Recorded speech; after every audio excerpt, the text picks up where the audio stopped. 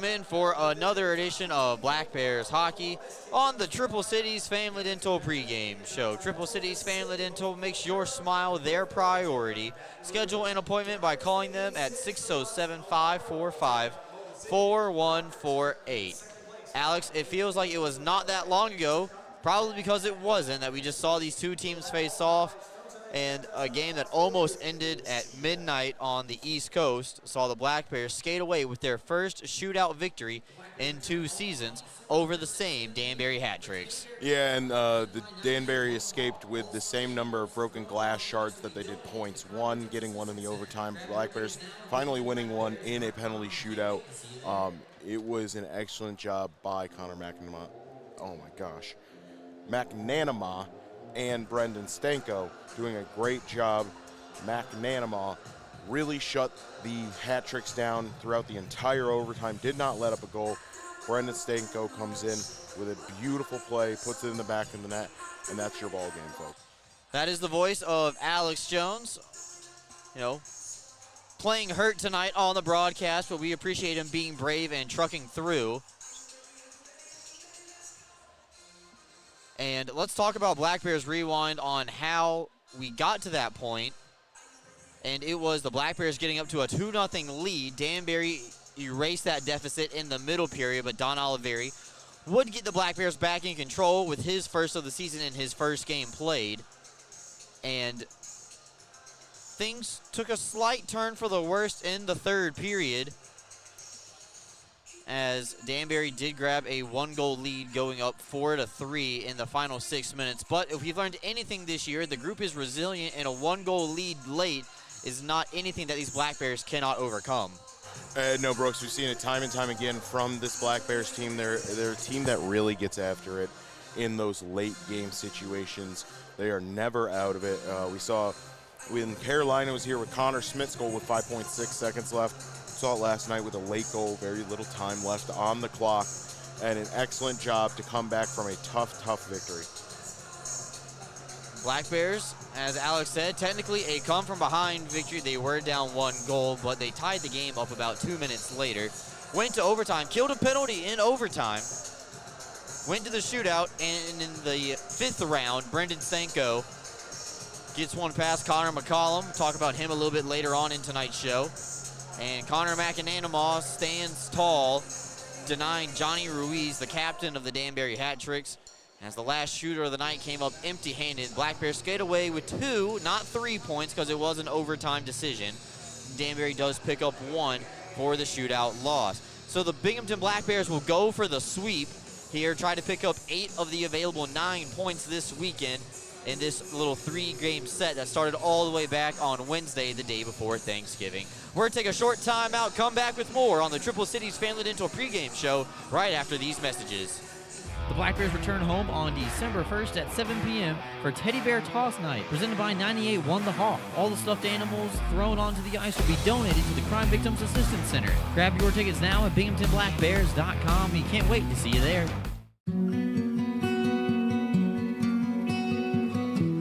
Advancements in new clinical therapies are made possible by heroes like you.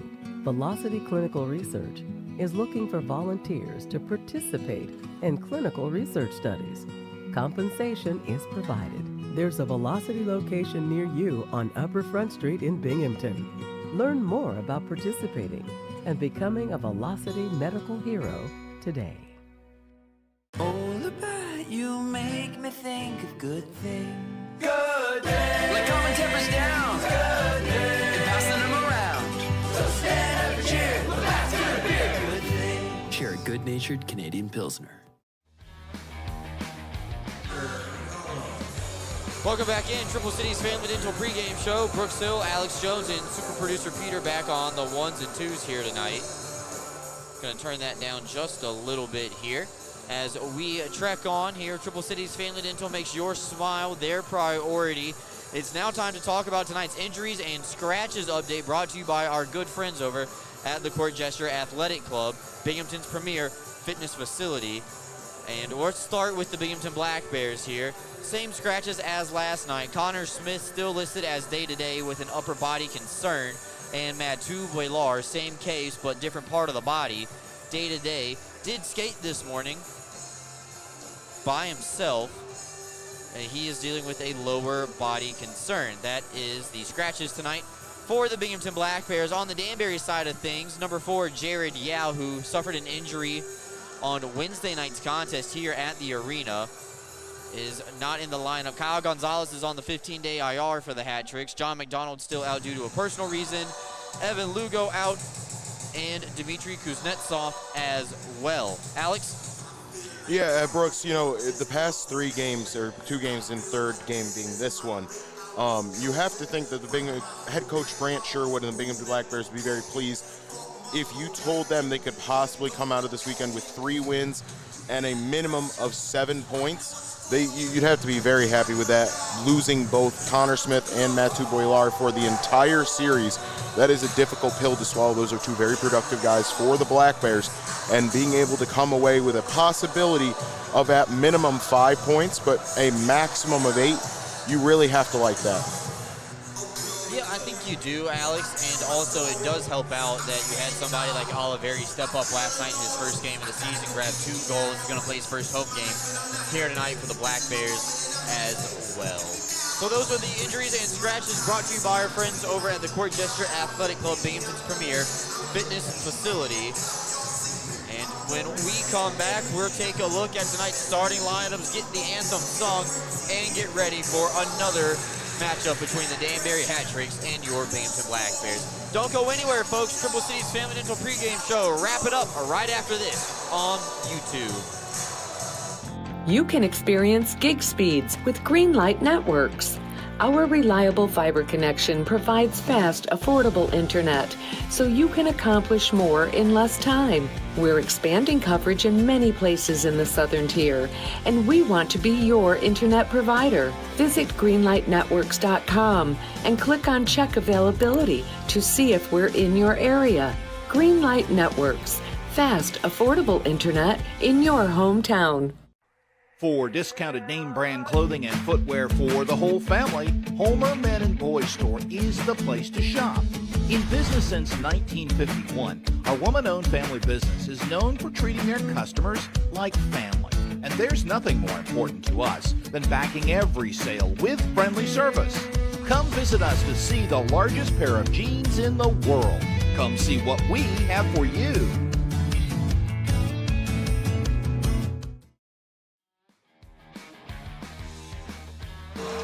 Welcome back into the Triple Cities Family Dental pregame show. The teams coming out of the tunnel. Let's meet tonight's starting lineups. We're sending it down to PA announcer Frank Perney.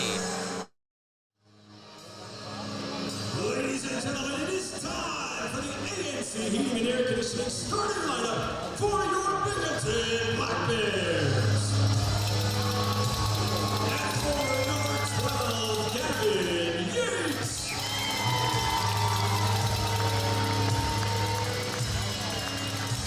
At forward number 17, Tyson Turkey.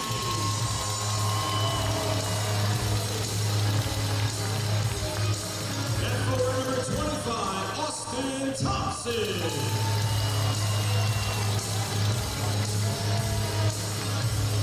On defense, number 13, Donald Olivier.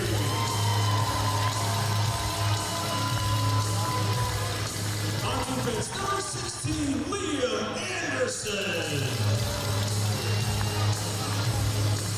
And your starting goaltender, number 30, Sam Levecki.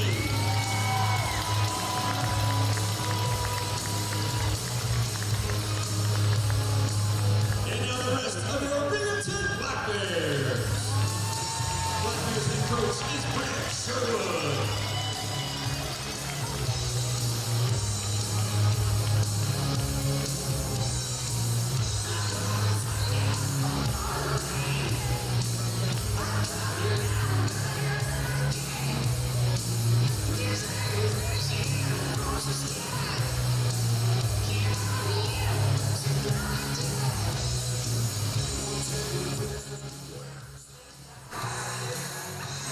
Fans joining the Black Bears on the blue line tonight. That was the PA announcer, Frank Perney. Thank you for once again tuning in for another edition of the Triple Cities Family Dental pregame show. When we come back, we will have the opening face-off. Don't go anywhere, folks. More to come right after this.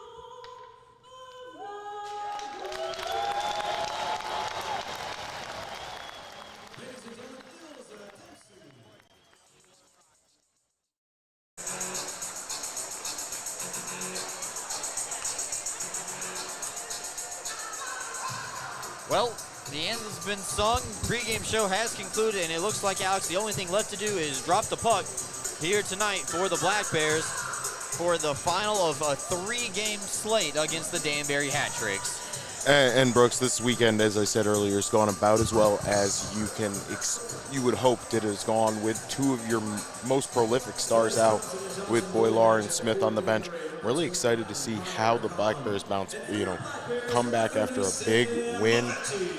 It could be one of those situations where they come out a little bit flat, but I think the opposite is true. It was a long game for Danbury, and it was a demoralizing loss. Let's talk about tonight's goaltending matchup, brought to you by our friends over the Thompson & Johnson Equipment Company. On the left side of your screen, it is Connor McCollum playing the third straight game of the weekend series. He has a record of 5-3-1, 280 goals against, and a save percentage at .927. Facing off with Sam Lavici, 4-0-0 on the year, 250 goals against, and a save percentage at .919. First period is always brought to you by our friends over at Dragon Billiards Instruction. If you want to learn, shop, or build anything billiards related, you need to go visit them at their store in Vestal. So Danbury now pulls the puck out of their own end as Gavin Yates had it stripped off of his stick. This will be dumped in by Harwell, playing his second game of the season for the Hat Tricks, on Levici's net, and her melted down for a face-off. And that's what we saw a lot from Danbury the past 2 games. They're really trying to dump that puck in opposite. Because Sam Lavici is such an active goaltender, they're starting to put it on the front side rather than the back side. So face-off tied up on the kick plate, and it'll make its way over to the captain, Tyson Kirkby of the Black Bears. Try to go one-on-one against Bedard. Gets around one player, but Pamela Leon picks up the loose change. Stolen right back by Oliveri, trying to dance in on the backhand. stripped of the puck at the last second by number 18 in orange tonight. That's Nick DiNicola. Danbury wearing orange on the road for the second straight time this week. Muscala centering pass is the 9. Bedard in between the dots throws one on target, and Levici has the answer. Drifting from left to right, makes his second save of the evening. And you saw 2 veteran plays there from Don Oliveri, recently re-signed with the Black Bears. First going for a hip check that closed off that central lane, forced the forward out of that center lane. The second one was a slow knee block, get in that shooting lane, allow Sam Levici essentially to cut the net in half and really commit to that puck as the Black Bears win the draw. Yeah, they push it up to Jesse Anderson, back playing forward tonight for the second time this season. Nifty move between the legs. Doesn't get it in front of the net, and no shot will come of it as this puck is thrown out of play. And the linesman signaling for the referee to call a delay of game, and it looks like the Black Bears are going to get the first power play of the game here as McKittrick from Cole Harbor, Canada, is guilty of the first infraction of the night. And we're headed to the Henny Hart Seltzer power play, Brooks. You have to think that's a tired mistake from the Danbury Hat-Tricks. You can't give up a power play this early. Danbury and Black Bears fight for the draw, and it scoots out of the offensive zone for the Black Bears. And does Oliveri, Anderson, Stenko, Ivashkin, and Logar, the power play unit for Coach Sherwood's club, who is back on the bench. Our apologies that we didn't have an interview with Coach Sherwood before the game. He was probably kicking a trash can or something. And as that puck is wrapped around the boards, and Abdella, who scored his first professional goal last night that tied the game up at 3 in the third period, does battle with Brendan Stanko, and it finds the stick of Logar. Good numbers game for the Black Bears down low. Jesse Anderson surveys his option, and over to Stanko, one-timer just wide. Binghamton trying to bank it off the backside of the goaltender, but Anderson catches the side of the net instead. Ironically, Brooks, on that one, because the goaltender didn't react, it set up a less of a chance of a goal. Anderson back over to Oliveri. Oliveri looking to get his hands free, but all the way across, Stanko misfires again. Amesbury chips the puck over, and it'll be cleared by Zinchenko, who had that own goal last night. Not too happy with himself after that one, after Danbury thought that they were going to steal a home game against the Black Bears last night and skate away with the 3 points. Instead, they only got 2. Excuse me, they only got 1. Binghamton is the team that only got 2. So the Black Bears now, little hard time getting it out of the own end right now, but the second unit is out there. Ray fighting for it at the blue line. Ratcliffe gets it back on his stick, short-handed, 2-on-1. Ratcliffe and Ruiz. Ruiz comes in and sent it high over the net of Levici. Now Bond with Thompson, Yates, Ray, and Kirkby. The red unit, as they call it in practice, out there on the ice. 20 seconds left to go on the Henny Hard Seltzer power play. 1 shot on goal for them so far. Thompson's wrister blocked by Kirkby. Hops near the crease and behind the net. You see Ray occupying the front of the crease, trying to be a pest. Bond at the top of the umbrella surveys and plays it over to Yates. Penalty time is up as McKittrick has returned. Ray's shot denied easily by McCollum. Back to 5-on-5. Yates holds it in outside the face-off circle. Now circles behind the net. This is how he scored both of his goals the other night. Bond's wrist shot blocked. Stays in off the top of the glass. Danbury with some tired bodies out there. And now Tetro trying to get it out of the zone. Binghamton comes back the other way, 2-on-2. Thompson a move, dragged, but cannot get past Johnny Ruiz. Good defensive play by the Danbury captain. And now the hat-tricks come the other way. Walters and Ratcliffe do battle against each other. JT Walters missed a little bit of time with an injury at the end of the second period, but was able to continue on in the third. But this is offsides as Logar did not get back on the touch-up. 16:04 left to go here. Shots 2-1 early favoring Binghamton. And Brooks, you hear a lot of people talk about how right after the power play is almost as dangerous as being on the power play. And we saw that there with Danbury. You have guys scrambling who don't really know the defensive assignments, a lot of times mismatched lines, and you have a power play still on the ice as the Black Bears draw the puck back into their own zone. Yeah, Dan Weber playing it over for Walters. Seen these two paired up this week here, especially with the addition of Oliveri back. And the Black Bears played with 5 defensemen in the lineup card on Wednesday. People forget that. Fletcher, who has both of his goals this year against the Hat-Tricks, throws a shot well wide of the target. He was looking for a tip. Logar stays on the forecheck, stole it away, and Fletcher grabs his third right on cue. Makes me look very good. Josh Fletcher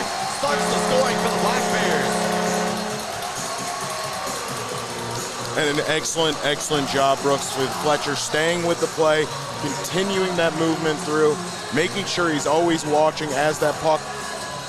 Very bad job by the Danbury hat-tricks getting that puck out of zone. Very lackadaisical exit to the zone. It seems like they're a little bit sleepwalking through this first 5 minutes of the first period. Black Bears win the draw, dive it back to Anderson. So Fletcher, 3 goals this season. All of them were against Danbury. Andrew Logar gets his 5th assist of the season. 2-on-1 right back. Anderson and Ivashkin saucers it up for Nikita, and it hops the stick. Held in by Stenko, and now Oliveri jumps the rush. Shot denied by McCollum. Liam Anderson tried to whack at it, lost it. Penalty coming up against Binghamton as Zinchenko draws a call. Ruiz had it knocked away by Oliveri, and he will slap it off the glass, and tripping is the indication. 15:03 left to go, and the Northeastern Striping Corporation penalty kill will now get some ice time. And that's a tough one for Liam Anderson. He got a little slow, tried to wait on the puck, it got underneath him, was slow getting back, just reached the stick out, and it just got caught up. And the officials are going to call that every single time. Leg gets between the legs of the forward. He takes the stick with him, and Anderson frustrated, but that's more of him getting a little lackadaisical in his own zone. Liam Anderson with a multi-point night, his first of a pro career, the former Cortland Red Dragon, not too far away from where he spent his college days. Now up to 3 assists on the year. He only had 1 assist going into the night, but he had the primary helper on both of the Gavin Yates goals in the first period. A little bit of a full court press here for the Black Bears, defensively shorthanded, making Danbury work very hard to come all the way around as Bond gives Amesbury a little bit of a shoulder. Clear attempt has failed. Muscall has a weak slapper denied by Bond. Turnaround clear by Thompson this time. Goes off the penalty box door, and McCollum comes out to play as Binghamton will change all 4 penalty killers. And that was a great job. That was a very awkward dump into the zone. Normally it wraps around into the boards. That catching the penalty box and jumping off at the angle, McCollum wasn't able to cut it off sooner. Danbury turns it over, and Josh Fletcher pulls it back, and Black Bears can play keep away right now. We saw this last night in the matchup. Danbury having a little bit of trouble breaking it out of their own end when you make them come the whole 200 feet. And Binghamton was able to kill off about 30 seconds last night doing that. That time they kill out about 15. 35 left to go. Danbury does get the zone entry, but they turn it over right away, and Fletcher, the goal scorer, steers it out of harm's way all the way down to McCollum's net once again. And the Black Bears doing an excellent job being carefully aggressive during this penalty kill, jumping in passing lanes, really forcing bad passes. Danbury to pay for their bad passes. Pamelion gets it over the blue line and down near goal line extended, where Dabrowski, who had a goal last night, waiting for it, also had a goal on Wednesday night. It was the first goal of the night that gave Danbury a 1-0 lead. That game ended in a 6-2 advantage or win for the Black Bears. Harwell shot blockered away, stays in as the penalty to Liam Anderson is up. We're back to 5-on-5.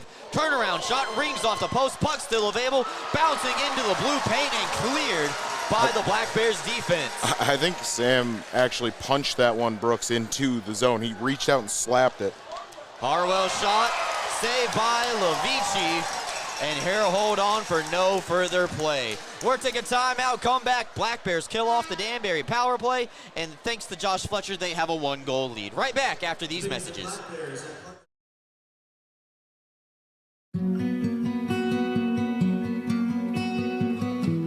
Advancements in new clinical therapies are made possible by heroes like you. Velocity Clinical Research is looking for volunteers to participate in clinical research studies. Compensation is provided. There's a Velocity location near you on Old Vestal Road in Vestal. Learn more about participating and becoming a Velocity medical hero today. Whether you're a high school or college athlete or a weekend warrior, Guthrie is the area's premier sports medicine program, offering injury evaluation, concussion management, physical therapy, and more. With a full team of providers across New York and Pennsylvania offering same or next day appointments, Guthrie gets you back in the game as quickly as possible.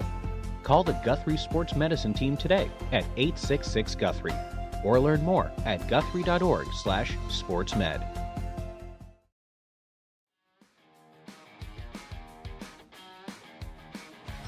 Welcome back in to the first period, brought to you by Dragon Billiards Instruction. Black Bears kill off a penalty. And Alex, you were telling me while we went to commercial that you think that Levici actually punched that puck all the way out of the zone with just brute strength. Yeah, Brooks. I think he punched it out with his blocker, ended up right in his pads, and you saw him swing and swat. And looking at the trajectory at which he swatted, it looked like it would have followed the same path the puck did. Danbury wraps this puck in around the wall after they won the faceoff. Falanga sidesteps Brendan Stanko and then is brushed off the puck by Bond. Ivashkin's tried a backhand pass and it was failed as Danbury gets another possession. Bond trying to separate Falanga from the puck, but Tetro does a good job of pinching in from his blue line spot, centering it out in front, and Danbury ties the game up just like that. And sorry, Brooks, to cut you off. That was one of those plays where you're trying to get a little too cute. Nikita Ivashkin, rather than just turning and clearing the puck down the ice, saying, you know what, let's reset, get our defensive zone. He tries a backhand pass to clear it out of the zone, and then it just turns over in the zone, allows Danbury one more cycle against that defensive group that was a little tired out. It was a long shift for him, and they get in front of the net. And unfortunately, another missed hit right in front of the net. Actually, a missed shot leads to that goal where the Danbury player did not get everything on it. Sam steps up, leaves the cage empty because of his aggressive goaltending. So it should be Michael Falanga's goal. He was first in line, if my eyes don't deceive me. And right there, unfortunately, that's just a play that you could kind of see coming as Muscala tries to dance through the Black Bears defense. Binghamton had the opportunity to get the puck out of the zone, and it leads to a Danbury goal. Things you just hate to see here on a Saturday night. Michael Falanga. Assistant number 17, Corey Cunningham, and number 71, Samuel Tetro. Time of the goal. So Corey Cunningham, his first game with the with the Danbury Hat Tricks.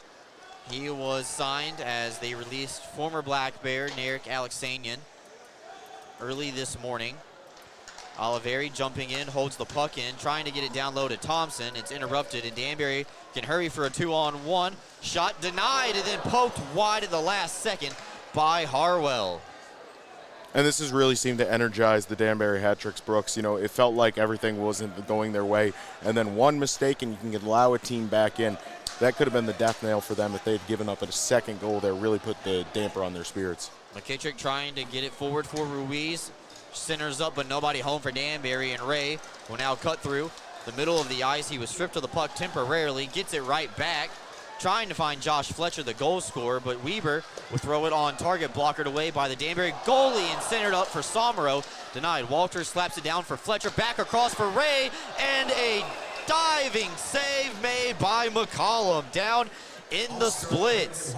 Oh, man. And I'll tell you what, Brooks, it seemed like the Black Bears were really buzzing on this shift. They were really getting the puck around, a great offensive chance, and an even better save by McCollum. The third line tonight, been the best line so far here, almost halfway through this first period for the Black Bears. Somero, Fletcher, and Ray. Logar also slotting in a couple of times as the extra forward. Ratcliffe dumps it in. This is a delayed offsides. And the linesman intervenes finally, so we'll pull it back out into the neutral zone and reset here. And Brooks, you know, this is the type of thing that those mistakes, the little ones there by Nikita Ivashkin, can completely change a game. You had Danbury on the ropes. You had them. If you just press and get that puck down the ice, clear it out of the zone, reset, get it line change it up, this could be a completely different game. But now we're in a 1-1 game, and it feels like energy is finally flowing back into the Hat Tricks. False start on that face-off as the Stanko line is out, partnered up with Nikita Ivashkin and Jesse Anderson. A little tidbit for all of the hockey purists out there. All the forwards on this line left-handed. Just if that's worth something to you. So 3 lefties out there. As forwards is Bond. Turned the puck over to Browski, trying to ping a corner. It goes off the shoulder of Levici and out of play. Boy, the safety net saved you this time. The next time you might not be so lucky. Come on down to CPO. 10-10 left to go. Opening period. Shots now favor Danbury, 7-6.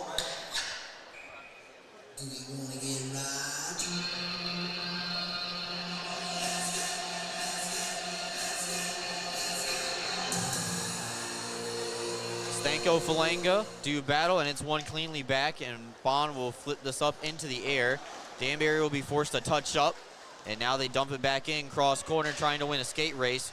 Dabrowski, first man in for the team in orange, and soccer styled away by Dakota Bond. Stone flicks this one high up into the air. It's got too much on it, and this is icing against the Black Bears, but not before we take another media timeout. 1-1 as Danbury has tied the game up. We're right back after these short messages. Are you ready to take your billiards game to a whole new level? Dragon Billiards Instruction and Pro Shop has everything you need to impress your friends and crush your opponents. American Q Sports certified coach Kim the Dragon Young is now accepting new students. From novices to pros, the Dragon helps you find your best game with in-person or online instruction available worldwide. Need help with stance, stroke, or alignment and aiming? We've got you covered. Looking for advanced cue control techniques and trick shots? No problem. Follow us on Facebook at Dragon Billiards Instruction and Instagram at Dragon Billiards Kim for free daily tips and drills, upcoming tournaments and events, as well as exciting contests and giveaways. Subscribe on Patreon for personalized video content. Visit our online pro shop for the lowest prices on the highest quality pool cues, accessories, and Dragon Billiards gear. Dragon Billiards Instruction and Pro Shop, breathing fire into your game. UHS Sports Medicine is the exclusive sports medicine and athletic training service provider. Welcome back in. First period, tied at 1. Binghamton got the first, Danbury got the second.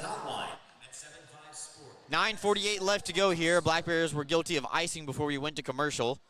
And Stanko will read up the play out. Turnaround right off of the draw. Muscall's shot was wide of the net. That was another set play from Danbury right off the draw. Now Stanko will dump this one in all the way across. Ivashkin and Anderson get over to it, and Abdella has his stick knocked right out of his hands. And the linesman and referee are going to get in between those two very quickly before anything can get started.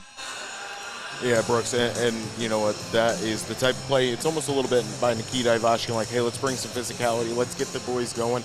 You can feel the energies lulled a little bit on the Black Bears side.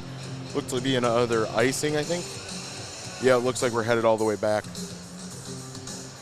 to the opposite end. You sometimes need to bring those things, a quick bit of physicality, something to rev everybody up when you feel that lull happening. Stanko line trying to find its mojo here in the first period. Ivashkin does get this puck out. He's crunched into the wall, and then Muscall gets sent down to the ice as Ivashkin just becomes a wrecking ball here on this shift. He's picking up the physicality here this period. Got to make sure it's controlled. You don't want to send the penalty kill unit back out there on the ice. Stretch pass off the stick of Ivashkin, nullifying icing as he was behind the red line or in front, depending on how you look at your glass. Danbury start another breakout. Harwell playing it back to Bedard and Pamela on. Seeing a lot of rotation through the defensemen here tonight. We have a line chart provided by our good friend of Doug Latuca from Danbury as that puck is kicked out. And then Lavici again from his rear end reaches out with the glove to make the save. How about that? Yeah, and that's one of the things that Luigi does best. He's a very active goaltender. His agility and side-to-side quickness are some of the best in the league. He really is able to get all over the crease to cover a large surface area for being a little bit of a smaller goaltender. Looks like we have a penalty coming up. Danbury guilty of a slashing call in the offensive zone. So the Black Bears power play, which is 0 for 1 tonight, will have an opportunity to go back out there and make it 1 for 2. I think where it got called, Brooks, is actually on that save. He brings his stick across and just hits Sam Lavici right across the sternum with the slash. I think they were going to say, you know what, if it was in the process of a shot, we're not going to call that. But you hit a goalie with the timber right across their chest. That's going to be a call every time. Time of the penalty is 11:13. See behind underneath, see right there, Brooks. Yep. He gets it up high and just hits him in the center chest. And even though he's in a save, you do protect goaltenders when they're in a save position like that. So it's Chase Harwell at 11:15 of the first period. Danbury sits down a player 2 minutes for slashing. Second power play for Binghamton here tonight. third power play of the game, as Danbury will win this face-off and skate it out shorthanded. Plays it over to Ruiz. Zinchenko does. And Binghamton trying to muscle this puck out of the corner. Yates bumped away by Ruiz, and now Tetro had his pocket picked. Ray trying to play it over to Yates in stride. Try to go in 2-on-1 on the power play, but instead it's thwarted back. And the Black Bears pull it out from behind their own net. Thompson feigning on the first pass, gets it over to Yates on the second try. Comes out wide, toe drag move is nullified, and this puck is blocked by Bond partially, but Thompson will come back into his own zone. And to retreat as the power play units change out. You know, Brooks, there's a lot of talk of puck luck in hockey, and it seems like this past power play has been a lot of bad puck luck for the Black Bears. Just pucks getting on edges, not being on a stick, bad, just a slightly off pass, and that seemed to really thwart this power play. So Oliveri marked by McKittrick.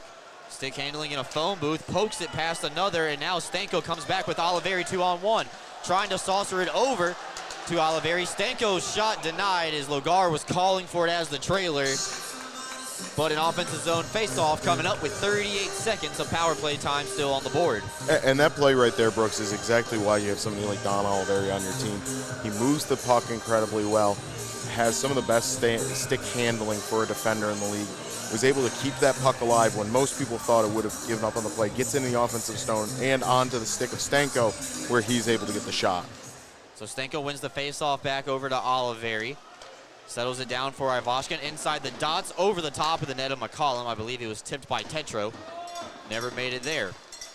Oliveri back over to Stanko, and a one-timer from Oliveri is blocked by Ratcliffe. That one's got a sting, Brooks. See if Ratcliffe steps in front another time. What people said last season is people will block Oliveri's first shot. Don't see him do it twice, quite often. Stretch pass over to Ivashkin, had it knocked off his stick by Abdella. Abdella tries to clear, it's still in the corner. JT Walters. Looks like he got caught up in his pads, Brooks. Yeah, but it finds its way down to the ice. We return to 5-on-5 hockey as Binghamton is now 0 for 2 on the power play. Wrapped around the wall, can Fletcher keep it in? He does.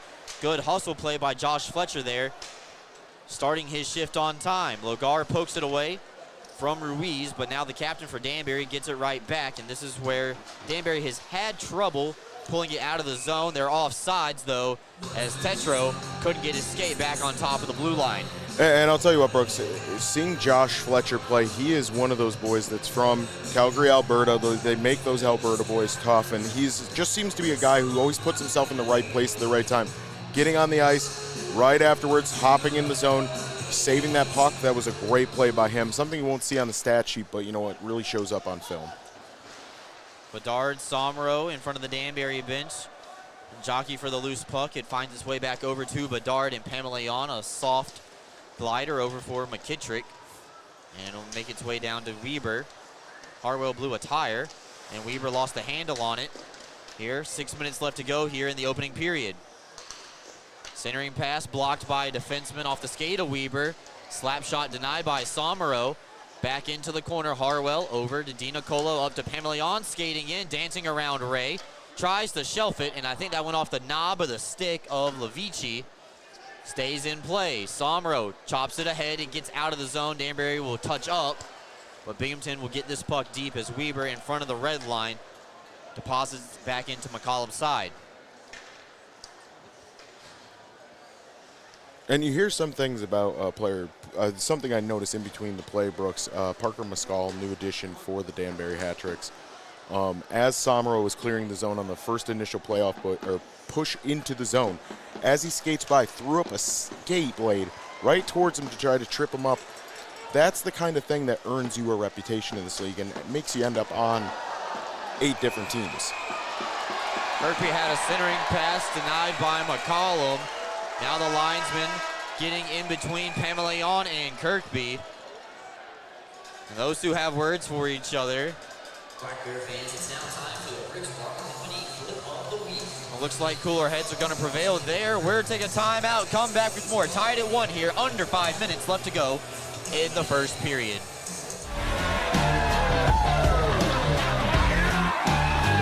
Jersey, bring us the hitties! Yeah! All right, I got the hitties. Constantly's out, eh? Oh, yeah. Cheers, baby.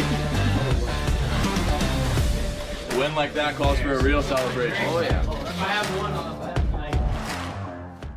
Getting your hands on an all-new CF Moto side-by-side or four-wheeler is now easier than ever at ExciteMotorsports.com. Purchase your next power sports vehicle with our new, easy, and quick online buying experience. Browse inventory on ExciteMotorsports.com. Buy, get approved for financing and e-sign online right from your phone. Ride, have your new power sport vehicle delivered to your home the next day at no extra charge. Browse, buy, ride. Fun starts here at ExciteMotorsports.com. Welcome back in to the Dragon Billiards instruction first period. Shots on goal, Danbury 9, Binghamton 8. But another opportunity for Binghamton right there as Kirkby had a good opportunity right on the doorstep. It was denied by McCollum, and then the rebound bounced to him, and then tempers start to flare a little bit. As you can see, the helmets start getting a little bit higher on the players' heads there. Ratcliffe throws it over to open ice where Abdella's waiting for it, fresh off of his first pro goal last night.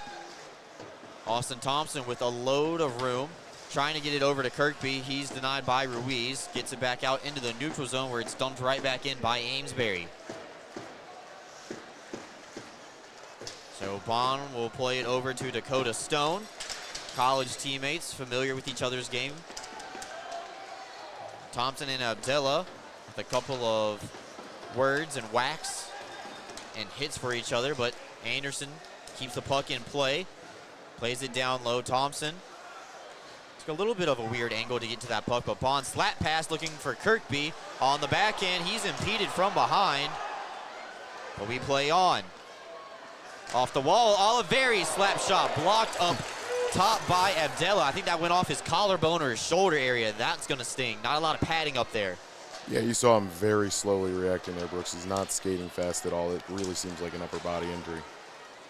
Amesbury pulls the puck out of the blue line, and he's helped down to the ice by Tyson Kirkby, and Levici sauces it over. Oliveri misplayed it on the first try. Zinchenko trying to find the open man, held in by Mescal. Trying to get on the forehand, but his backhand is denied by Levici, and Mescal and Ivashkin with more words for each other. And the linesman getting in between this one early here in the first period. I feel like we've been here a full night already. And again, Brooks, as I said earlier, this is the reputation of that specific player. You know, a guy that'll get in after it, get in guys' heads, really try to draw heat from teams and from players, get in the head of your opposing teams as both guys head to the penalty box. Round of applause for Nikita Ivashkin as well, who seemed like he's had a fire lit under him this past 10 minutes or so, really getting after the Danbury players. 16:30 time of each penalty. And both will go for roughing. So no advantage. See if we stay 5-on-5 or if they pull it down to 4-on-4. And Brooks, so to clarify for people at home, this roughing call, which is slightly different than other roughing calls, you know, Kirkby and Pamelion is an example, no penalty called there. The reason why the penalty was called here is because Ivashkin and Moskal both kept going after the linesman had stepped in and gave them verbal warnings to start to pull them apart. If you do that, if you continue while the linesmen are trying to pull you apart, then that bumps it up to a 2-minute minor. If you stop once the linesmen step in, it's no harm, no foul. So we go to 4-on-4 hockey. This is when Danbury scored last night in the third period. We had about 90 seconds of 4-on-4 hockey and 70 seconds into the third period. Xavier Abdella tied the game. So Mescal and Ivashkin, 2 each for roughing. Oliveri almost lost the handle on it. Danbury does touch up. Falenga outside the dots, trying to drag it around Liam Anderson. Turnaround shot fought off by Levici. And Bedard throws it right back towards the net. And Danbury has a high-rising slap shot that misses the net off the glass. Binghamton just trying to chase after the puck right now, and they just can't seem to catch up to it as it makes its way into the corner. 45 seconds gone of the 4-on-4. Oliveri floats it up, and Jesse Anderson's going to beat this out in a skate race. Anderson taken down from behind, and Bedard's going to go. Penalty upcoming against Danbury, and Binghamton will have a 4-on-3 power play for a minute 02, Alex. Yeah, in the 4-on-3, there is a lot of space on the ice. It's going to be interesting to see who the Black Bears send out there. It looks like it's going to be Yates and Bond so far. Maybe Kirkby, and we'll see. It'll be interesting to see who. It's Thompson going. A lot of fast skaters. Even Bond, the defender, is one of the better skaters for his defensive unit. Plays a very similar style to Colin Fitzgerald, who played here last season, is on loan in the SPHL. Binghamton wins the face-off, and now Bond will play it over for Tyson Kirkby. Give and go, and Bond shot wide. Yates over to the rebound behind the net. Starting and stopping down near the goal line. Bond, a one-timer, fanned on it, and Ruiz gets on his horse trying to go short-handed. Bond does recover, and it's picked away temporarily by Binghamton, but Ruiz can only play it off of the wall. Kill some time here. 35 seconds to Moskal and Ivashkin return. And then it'll be a traditional 5-on-4 power play for the Black Bears unless they can convert here. Yates behind the net. Thought about trying to get it up on the blade of his stick. Instead, circling around the dots, trying to open up McCollum. Back across for Bond. Stripped away. And now Zinchenko going to go short-handed. All alone, Zinchenko sent it high and over the net. Stays in. Ivashkin up and ready to join the rush. Now we're in a 5-on-4 traditional power play. Yates across, Thompson off the crossbar. Oh. Now Moskal against Oliveri, one-on-one, and Oliveri makes easy work of that chance. Still, Danbury will pull it back short-handed, waste time, make Binghamton come chase them as Moskal will fling this down the length of the ice. Oliveri takes a peek at what he sees and back up to the line. I think he saw a referee and not a Black Bear. And 1 minute left to go here. 25 seconds on the Henny Hard Seltzer power play. Levici has to come out and paddle it away from Ratcliffe just to keep it away. Final push for the Black Bears on their third power play of the night. Ivashkin separated from the puck temporarily by Pamelayon. 3 Black Bears down low below the goal line.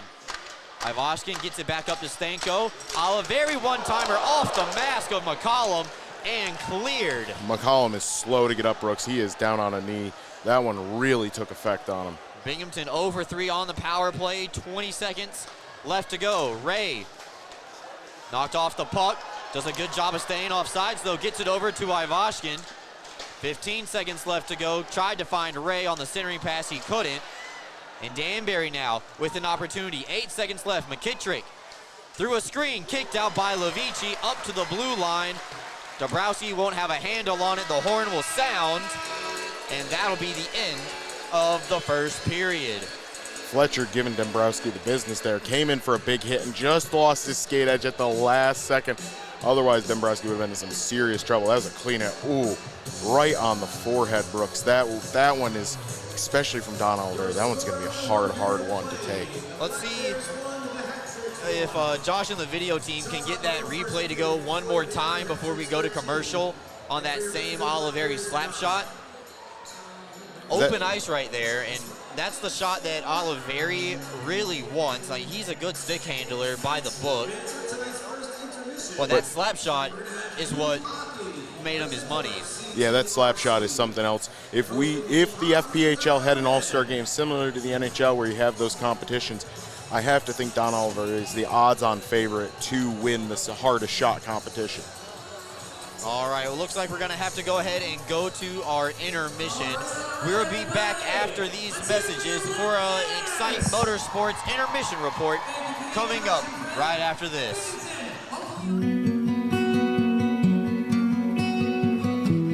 Advancements in new clinical therapies are made possible by heroes like you. Velocity Clinical Research is looking for volunteers to participate in clinical research studies. Compensation is provided. There's a Velocity location near you on Upper Front Street in Binghamton. Learn more about participating and becoming a Velocity medical hero today.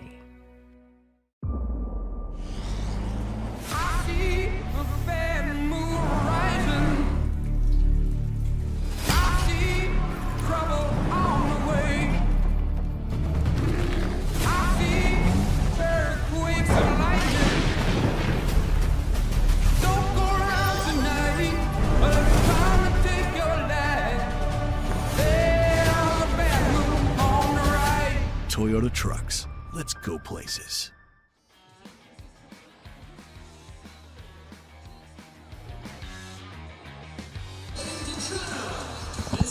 Getting a look at some of our friends from the Binghamton Freeze 10U hockey team out there on the ice, brought to you by our friends over at CTRC.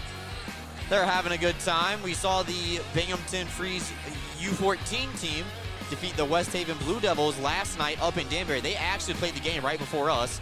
So really good to see our local youth hockey teams from the SCHA getting involved here and getting some ice time for the first time this season for a little bit of intermission entertainment. Yeah, Brooks, and a lot of fun that can be had. These are some memorable moments for these kids. They work all year on their game, just like any other athlete, and it's nice to see them be able to take ice and be recognized for their hard work and dedication to the sport. All right, welcome into the Excite Motorsports Intermission Report. Excite Motorsports, browse, ride, and buy. Free next-day delivery to New York and Pennsylvania. You can visit them online anytime at excitemotorsports.com. First period stats brought to you by our friends over at Columbia Mutual Life Insurance Company, protecting families in the Southern Tier for over 140 years.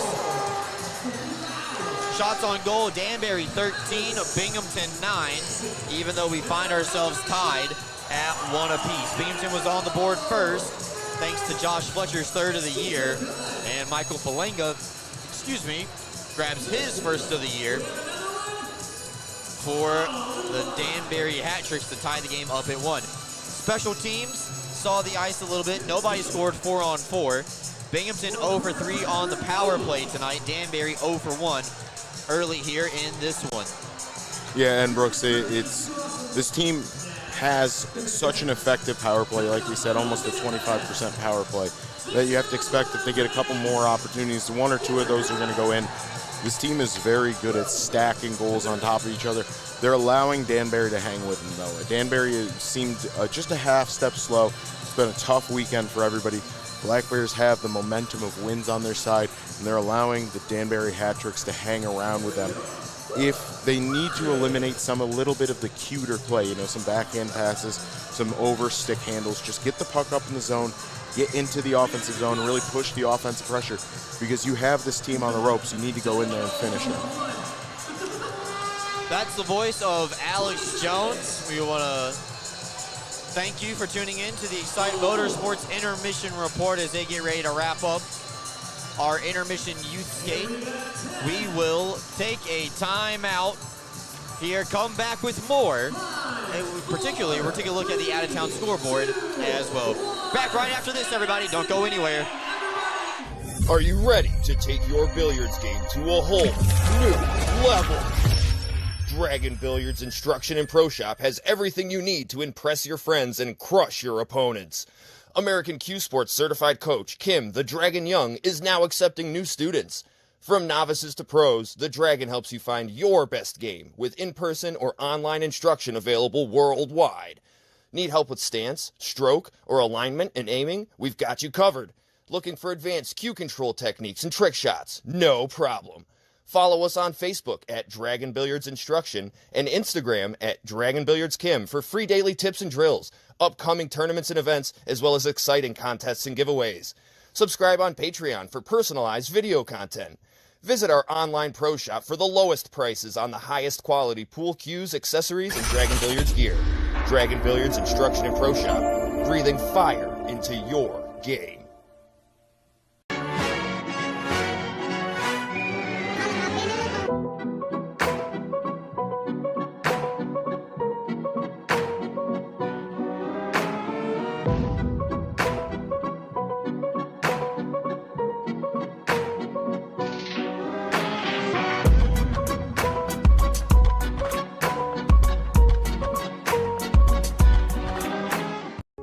care about something, you take care to protect it.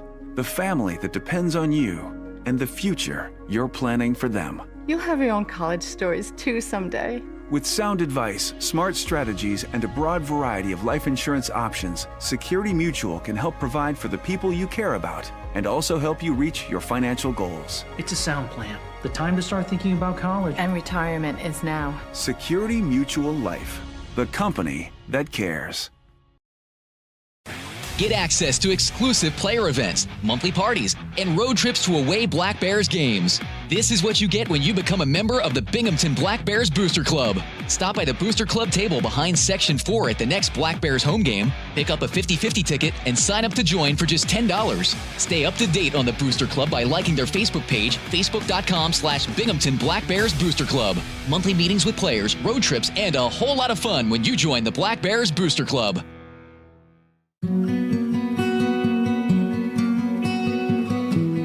Advancements in new clinical therapies are made possible by heroes like you. Velocity Clinical Research is looking for volunteers to participate in clinical research studies. Compensation is provided. There's a Velocity location near you on Upper Front Street in Binghamton. Learn more about participating and becoming a Velocity medical hero today. Wanting more Black Bears hockey? Season tickets are on sale. Visit BinghamtonBlackBears.com or call the front office at 607-722-7367 to learn more. You can experience gig speeds with Greenlight Networks. Our reliable fiber connection provides fast, affordable internet, so you can accomplish more in less time. We're expanding coverage in many places in the Southern Tier, and we want to be your internet provider. Visit greenlightnetworks.com and click on Check Availability to see if we're in your area. Greenlight Networks, fast, affordable internet in your hometown.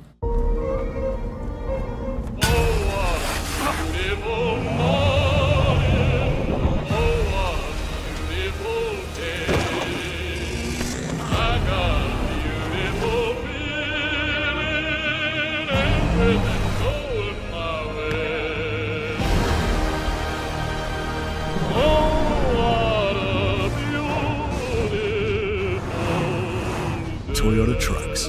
Let's go places.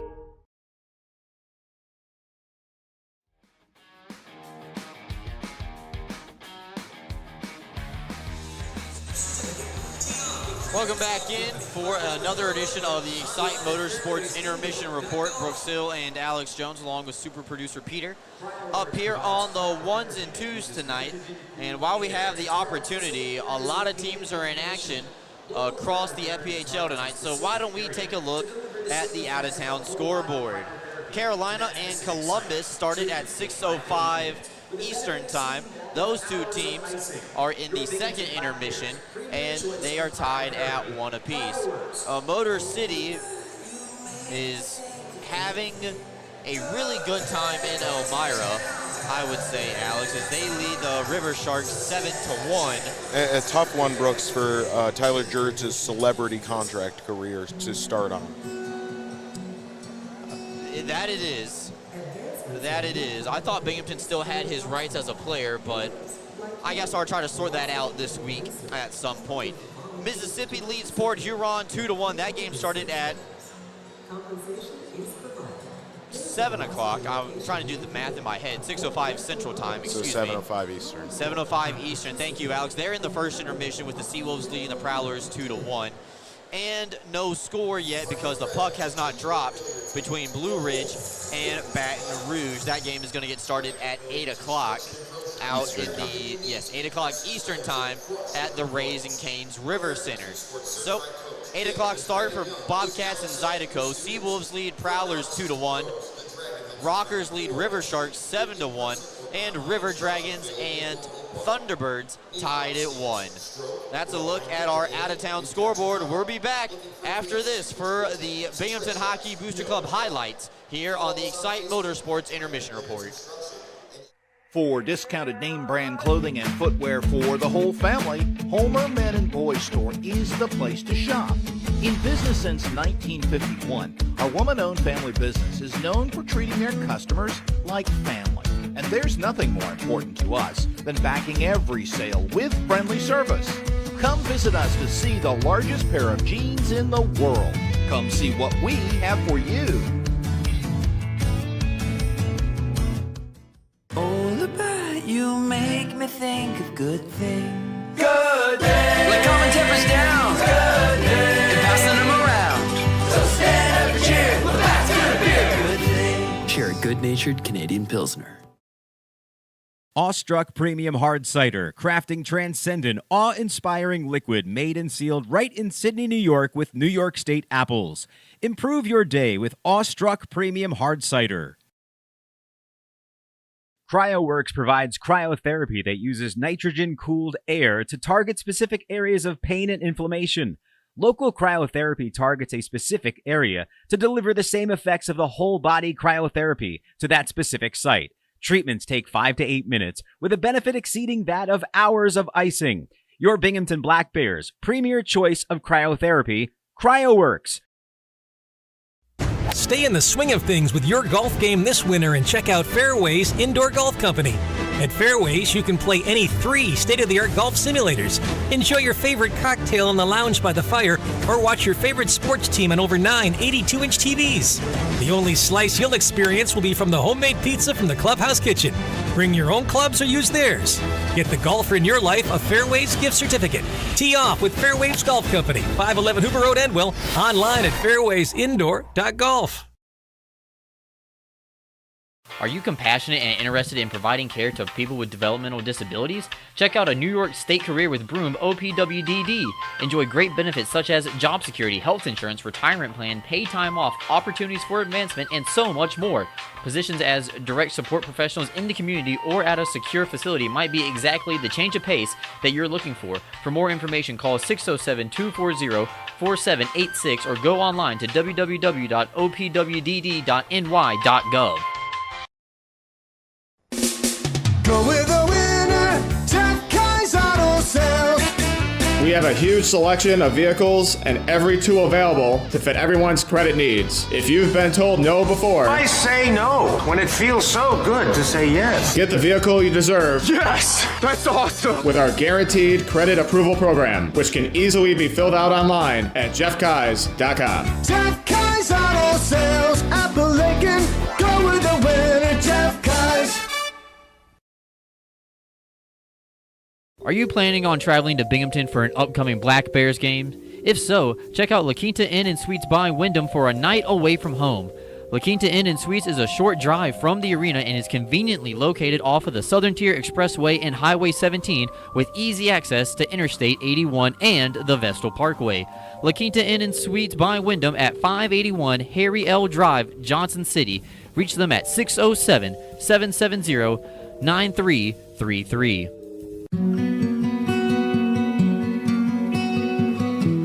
Advancements in new clinical therapies are made possible by heroes like you. Velocity Clinical Research is looking for volunteers to participate in clinical research studies. Compensation is provided. There's a Velocity location near you on Old Vestal Road in Vestal. Learn more about participating and becoming a Velocity medical hero today. Are you kidding me?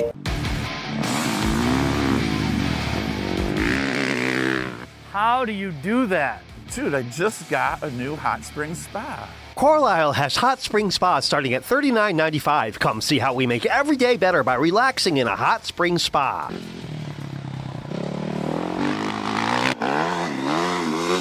What happened to you today? You're shredding it. Hot spring spas, baby.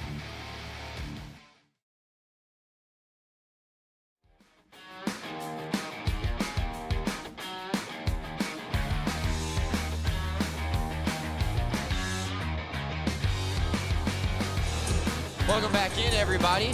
As we wrap up the Site Motorsports Intermission Report, the Binghamton Hockey Booster Club highlights are about to roll. But Alex, what did you like about that opening 20 minutes from both sides? Yeah, the Black Bears came out really, you could see their buzzing trying to put away the team. They got really aggressive in the offensive zone. A great goal by Fletcher in the first 5 minutes of the game. Great job tracking the puck from him. It was one in an offensive forecheck draw around net. Fletcher drives the net, gets a stick on the ice, puts it in the back of net, 1-0. For the Danbury hat-tricks, they really fought back through some resiliency. They took a couple early penalties that really cost them a lot of time where they could have been 5-on-5 on the ice. They fought through that early resiliency and kept with it. The Black Bears, though, this period have to go through and really take them out. They just have to finish them. They absolutely have to come out here and finish the Danbury hat-tricks. The hat-tricks are tired. You can tell their legs are a little slow. If the Black Bears come out here and give a good 2-3 goal period, really put up the pressure, really apply a lot of forechecking pressure to not allow Danbury those 200-foot plays that they really enjoy, it will be a different period heading this, that the Black Bears can pull off a victory early and not have this one go to overtime or shootout. Yeah, talking about legs being tired, my legs are tired just from playing football on Thanksgiving morning. So I can't imagine what these guys are like playing 3 games in 4 days. And also last night going the extra 5 minutes, and then some guys going in the shootout. I get tired thinking about it. Yeah, 100%, Brooks. It's been a long series for every. McCollum's playing every game so far this series. That's a lot of time on the ice, and especially since as a goaltender, he's out there for every single shooter in the penalty shootout. And you really have to wonder. I mean, it was a little scary too earlier, and when Don Alveri took that shot and it hit him right in the grill, right on the forehead, almost looked like the shot Mike Richter took to end his career. So when he was down on that knee, it seemed like he came to it, but it's just a little concerning to see that, Brooks. While we have the opportunity, let's talk to you about our friends over at Ideal Bowling Center. Ideal Bowling Center is where Binghamton hockey fans bowl. With open bowling all week long with money-saving specials, Ideal is a great place for family, friends, company parties, and special occasions. Ideal Bowling Center, 119 Jennings Street in Endicott. So much more than just your favorite bowling alley.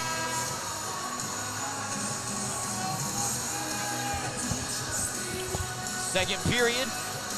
Here, this is where Danbury had their best period last night. See if it rings true here for the second night in a row.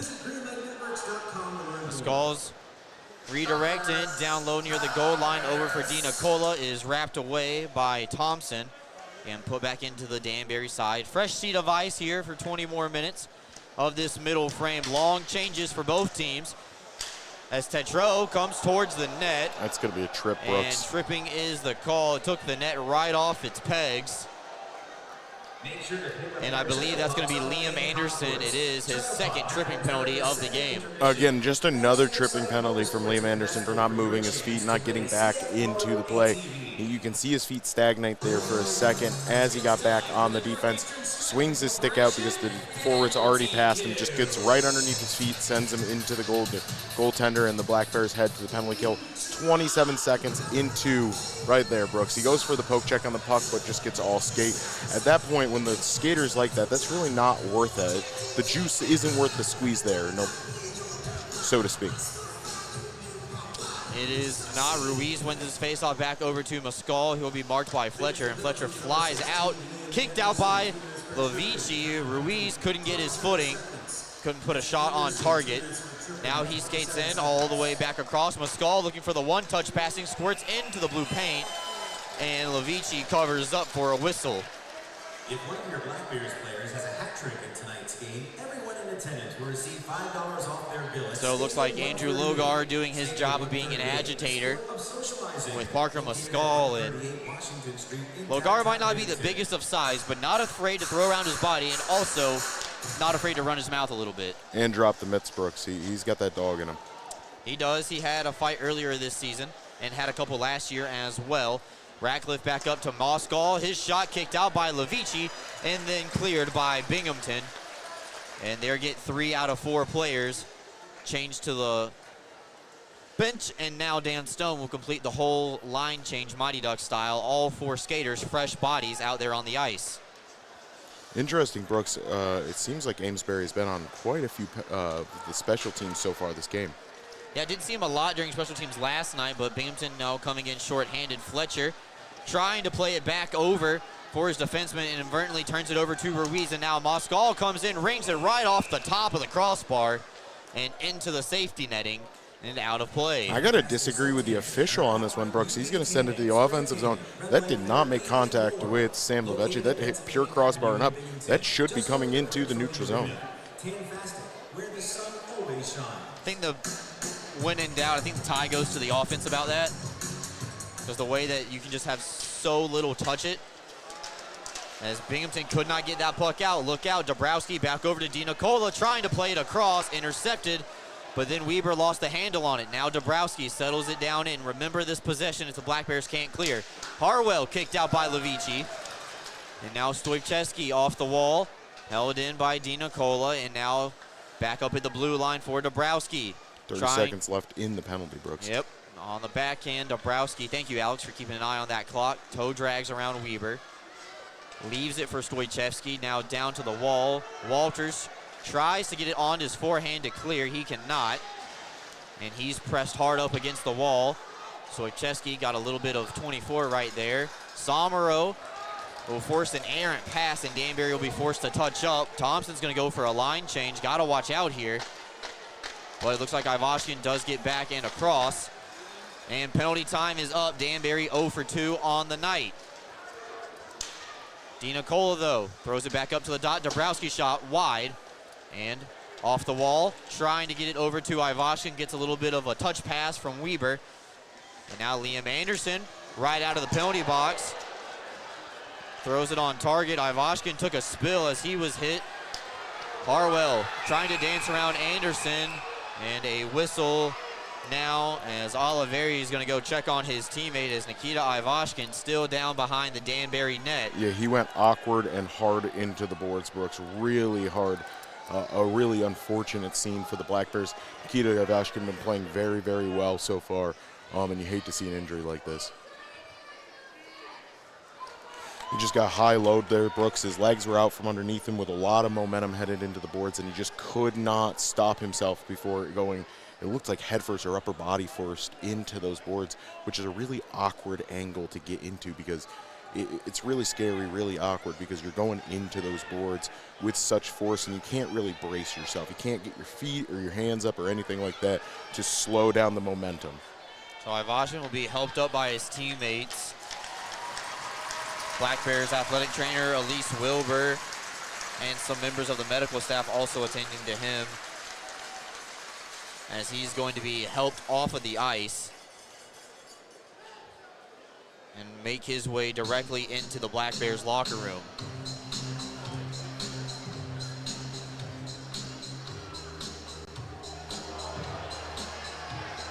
And just sent errantly into the boards, Brooks. He's crashing the net, gets checked by, that's 21, Dabrowski. We've already seen make a couple dirty plays so far this series.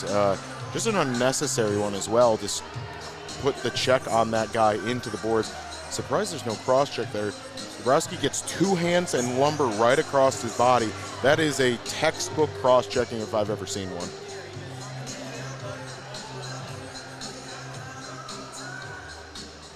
So Tyson Kirkby and Johnny Ruiz are going to get an explanation from the officials.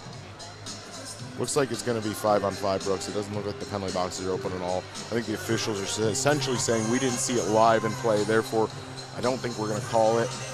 Maybe the puck's going down and going to stay in the offensive zone rather than being a neutral zone faceoff, which might be what Tyson Kirkby's talking about.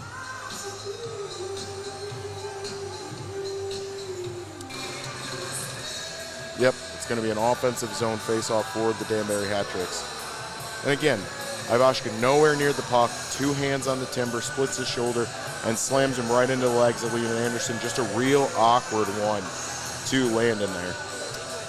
So we'll see how the Black Bears respond without Ivashkin for the time being.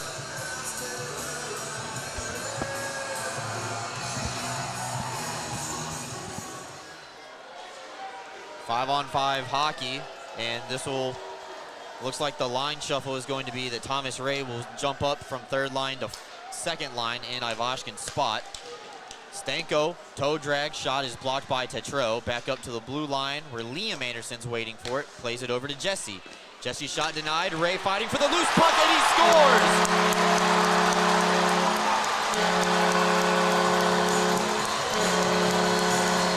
It's a mad scramble, and Binghamton's going to be the benefactors. They had the second goal of the night. Don Oliveri with his third of the season. And Brooks, that's the kind of dirty goal you like to see from a veteran like that. He gets into the messy areas, cleans up the garbage in front of the net. McCollum, you have to wonder if this long series has taken effect on him. A Wednesday, Friday, Saturday game, all 3 starts for him. It's up and juicy rebound right in front of the net. Ray gets it onto the stick of Oliveri. Oliveri puts it in the back of the net. McCollum's gonna want that one back tonight. So as it stands now, it's a Binghamton goal, but the referees have entered the penalty box, and it looks like they're gonna pull up an iPad tablet. Didn't have that last night. I am shocked, Brooks, that Danbury, the paragon of advancement within the FPHL, isn't up to the standards of everybody else. I am utterly shocked. Yeah, there was a goal last night that the Black Bears deflected in off the hand. Now, granted, for what it's worth, I think the goal last night was definitely no goal. It went off the hand of a Black Bears player into the net. You can't do that. But didn't have the opportunity to review. Coach Tom Reynolds asked. They said no. So now both referees are in the penalty box looking at a tablet, I think, or a phone. It's actually my tablet, Brooks. And we got a good hockey goal. And it is a goal. All right, so it stands Don Oliveri's third of the year, gives the Black Bears a 2-1 lead here at home. I think that's what they were looking at, Brooks, is that Don Oliveri actually doesn't go off his skate. I think it goes off his stick. It goes off his right skate blade. And so I think they were checking to see if it was a distinct kicking motion, but that very clearly was just an accidental bump into, and it ends up in the back of the net. So Jesse Anderson tried to catch it from Don. Excuse me, that's Austin Thompson. I'm hearing Frank as that puck is deflected into the crowd. Jesse Anderson picks up his 14th assist of the year with the secondary helper, and Thomas Ray on that bump-up shift as Ivashkin is in the locker room. That second line gets the primary helper. And it looks like Jesse Anderson has moved back into his defensive alignment with Liam Anderson, really trying to confuse us here up on the broadcast, Brooks. That they have. So we'll see how the lines shuffle now with the Ivashkin injury. If we get an update, we will surely pass it along. Yates throws on the brakes near the goal line, finds the open man Liam Anderson. A wrister tipped by Thompson, and McCollum made a good save. Stretch pass over onto the tape of Dina Cola. His wrist shot fought off by Levici. Yates tries to whack it out of the zone. Thompson ties it up temporarily, and we got a 5-man pile up. Getting a good look at it, a couple of face washes as well. It squirts out over to Dina Cola. Pamela Jan's wrister, standing tall as the Black Bears netminder, making that save. Anderson, peppered by a couple of Danbury players, finds Yates at the left wing side. Across the blue, over for Tyson Kirkby. Centering it, rebound, poked wide by Thompson, trying to give the Black Bears an insurance goal. Stone thrown and tipped by Kirkby, just the hair off frame, and Danbury will clear. Binghamton back up at the red line, tries to dump this one back in, but it's stopped directly behind the net of Connor McCollum. Stretch pass, 2-on-1, Muscall and Harwell. Saucered back across and read beautifully by the Black Bears defense.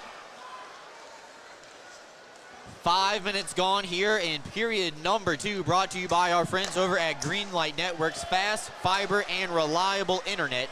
Check them out online at greenlightnetworks.com. Pamela Jan had it knocked out of the air. Somero and Fletcher trying to catch up to it. Binghamton had an odd man rush going the other way, but it's nullified by Danbury in the neutral zone. Somero wraps it all the way around. Fletcher will give it a skate race. He's matched up with Pamela Jan. Those two do battle for the puck. Logar spins it around. Binghamton has a man wide open in front of the net. Saucer pass denied. Trailer was Dan Stone, and it hopped his stick, but his college teammate Dakota Bond covering for him. Got back defensively, making sure Danbury did not have a breakaway. Yeah, I'm surprised in the no call there, Brooks. Bond just got caught with a stick right to the shin, which sent him to the ice. I actually think that was stick on stick. And I agree with the no call right there. Here comes Stanko looking for the insurance, wide of the target and then thrown into the wall. Penalty coming up. We'll tell you all about it when we get back, and Nikita Ivashkin out of the locker room door skates back out onto the ice. But now it's Brendan Stanko who's shooken up a little bit. He skates off on his own power. Black Bears power play when we come back. The Black Bears return home on December 1st at 7 p.m. for Teddy Bear Toss Night, presented by 98-1 The Hawk. All the stuffed animals thrown onto the ice will be donated to the Crime Victims Assistance Center. Grab your tickets now at BinghamtonBlackBears.com. We can't wait to see you there.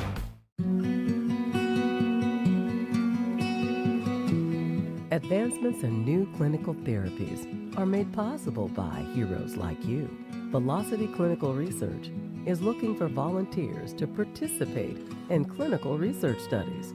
Compensation is provided. There's a Velocity location near you on Upper Front Street in Binghamton. Learn more about participating and becoming a Velocity medical hero today. All about you make me think of good things. Good day. Like calming tempers down. Good day. And passing them around. So stand up and cheer. Well, that's gonna be a good thing. Share a good-natured Canadian Pilsner.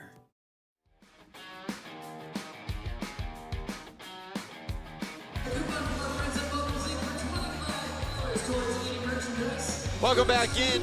Second period brought to you by Greenlight Networks, and Alex Black Bears headed to another power play as Pamela Yon guilty of the infraction. Yeah, and it was after the play unnecessary. They're going to call that one because as things have been ramping up, Nikita Ivashkin banged up in a similar way. Feels like maybe a little bit of a makeup call, but also very much a direct penalty. Black Bears win the draw back to Thompson. Thompson shot from the point, gets bumped behind the net, and we got a high stick, Brooks. We're going to a 5-on-3. That caught Kirkby right in the teeth. High sticking, as Alex said, is the indication, and now we have a 5-on-3 for a minute 50. And right now, I know it's a one-goal game. You're in the second period. Not opposed to calling timeout right now. Yeah, you know, you might be able to get the team together. Coming out of a media timeout, I don't know if you're going to pull that.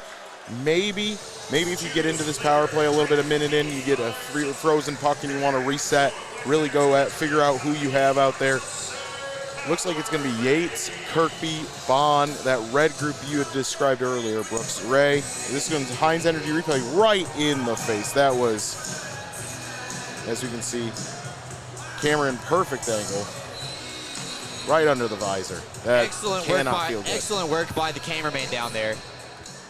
That might have been the best shot we've had this season. So Binghamton wins the face-off, and the 5-man power play unit gets set up. Ray, back over to Bond. And Thompson's shot well wide, but held in by Bond. Down low near the goal line for Yates. They're trying to find Kirkby. Right in front of the net for the easy tip-in, but Danbury doing a good job of covering up as a shot from Thompson is caught by McCollum. And a little extracurricular activity there from Tetreault from the Danbury hat-tricks. If he doesn't watch it, he's going to also end up in the penalty box and add an extra stretch to this.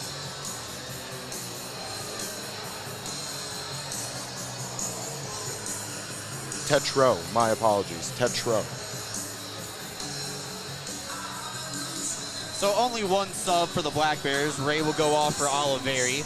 And I was going to say, Brooks, I really like the idea of Bond and Oliveri together. Oliveri's got a nasty shot, and Bond does such a good job distributing the puck as the quarterback on the power play.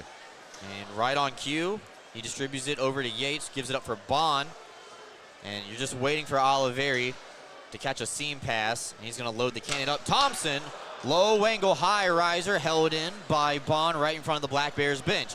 Back over to Oliveri, his shot blocked by Ruiz. And on Ruiz the glove. Slowed down a lot there. And that right hand for Ruiz, a little heavier right now. Oliveri back across for Thompson, post-to-post save by McCollum. Just couldn't get enough air on that, Brooks. I almost ran out of air talking about it. Now Yates trying to fight over to the loose puck. Tetreault over, not cleared, held in by Oliveri. He pushes in, 40 seconds left to go, 5-on-3. He was also very close to getting high sticked, Brooks. Kirkby across. McCollum made the save. Tetro to the rebound off the glass. Held in by Bond right in front of the linesman. Tired bodies out there for Danbury. Ruiz couldn't get it past Oliveri. 4-on-2. Waiting. Scores. Back bar. Don Oliveri. The Don returns.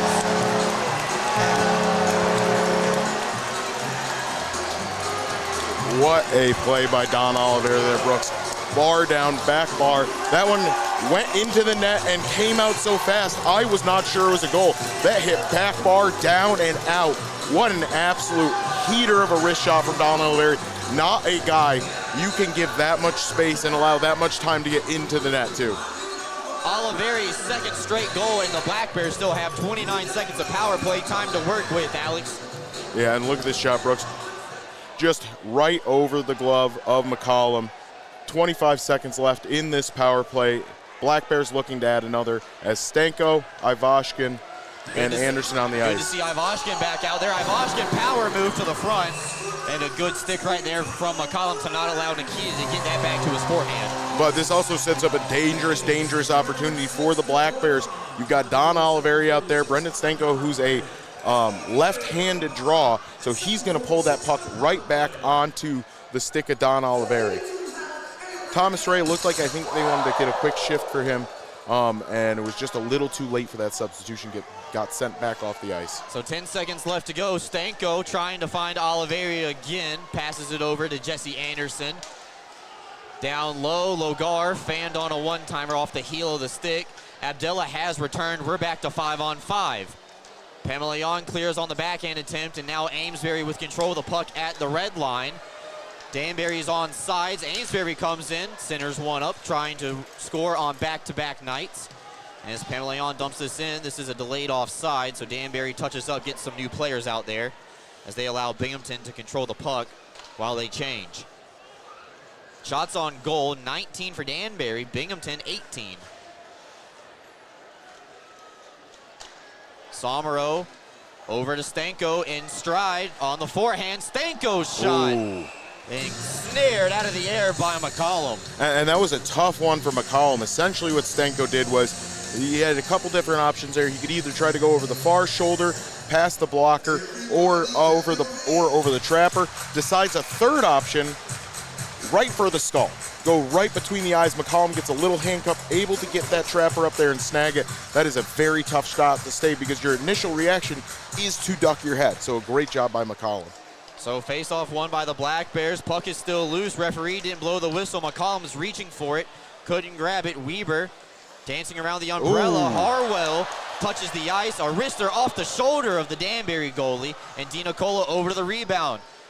Stolen away temporarily by Ray. And Binghamton making it very hard for the hat tricks to get this puck out of their own end. Moskal, though, skates it out of harm's way. I think Fletcher was trying to line him up. And he decided against it, which was a smart play, Brooks, honestly. That's the smart play at that point. Don't take a dumb penalty. Yeah, Somero's shot blocked by a defenseman. Tetro nudged off by Fletcher and thrown back out to the red line where Weber is waiting for it. Looks like Harwell's having a hard time standing on his feet. He might need to skate sharpen really quick during the next intermission. Also difficult when you have two broken ankles to skate, Brooks. I see what you did there. Skate race, DiNicola's gonna beat this one out, nullify the icing, puck stays in play, clock will continue to run. Halfway through regulation time here, 10 minutes left in the middle period. Binghamton leads 3-1 thanks to Don Oliveri scoring his third and fourth of the season. Yates dances in around a couple of hat tricks players, but instead will just play it down low for Tyson Kirkby. The captain behind the net gets around Bedard. Back up for Yates, occupying the high bumper. Stone throws it off target. Got a tip from Thompson and maybe McCollum on the paddle. And now Danbury will skate away. Falanga cuts through the middle of the ice, playing it over for McKittrick, denied by Bond, and into the Black Bears corner.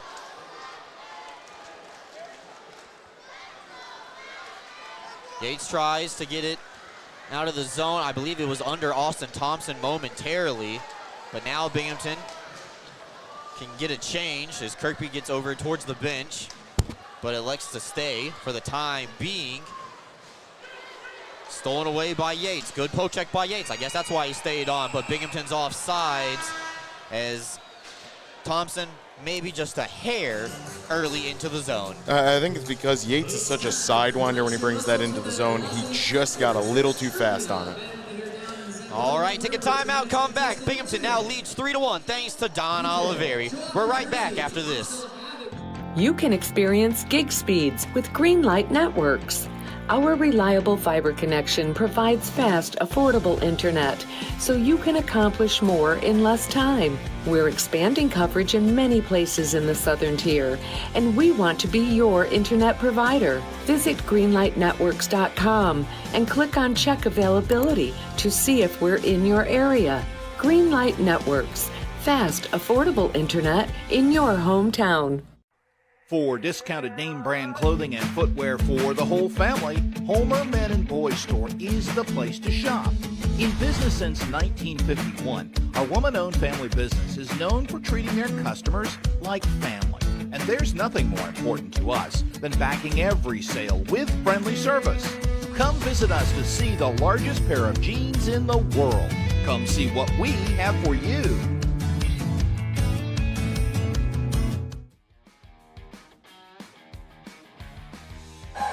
Welcome back in.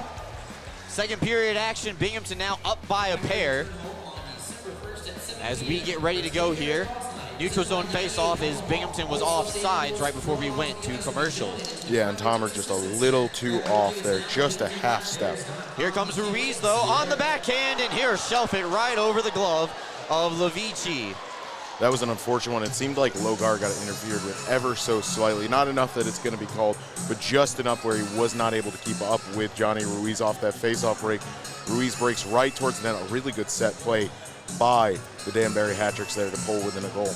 Well, just as the crowd was starting to get right back into it, Danbury silences them right off the draw. And look at this, Ruiz, the centerman, just goes right around Stone, and on the backhand puts it up high.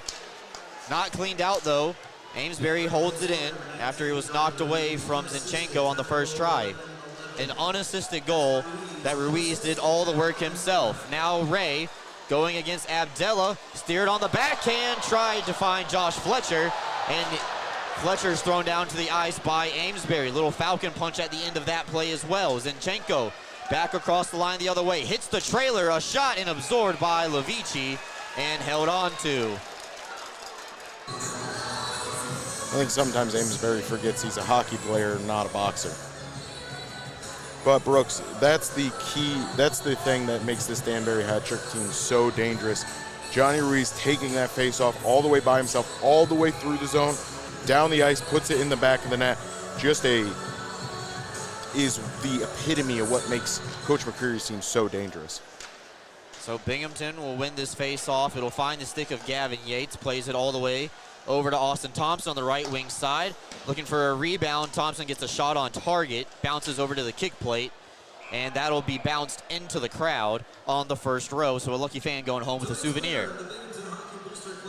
A young fan too, Brooks, that landed right in his lap. He's happy about that one. Going to stay in the offensive zone. The 8:01 left in the second period.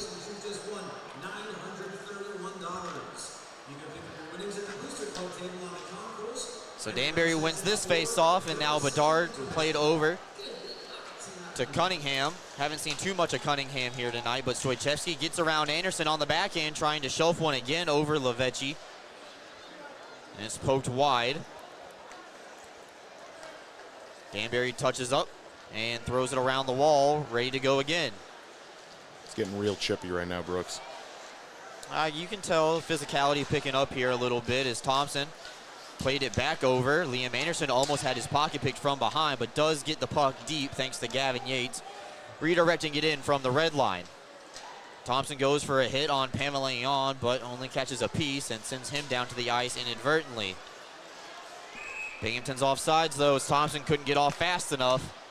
And we'll have another neutral zone face-off coming up with 7:13 left to go. And you always hate to see a guy catch a rough piece of ice like that. Those behind the net areas really get dug up, while those, a lot of times those areas where the rugby scrums seem to happen, a lot of skate blades in those areas. Seemed like Thompson just hit a rough edge there and got sent off his skates.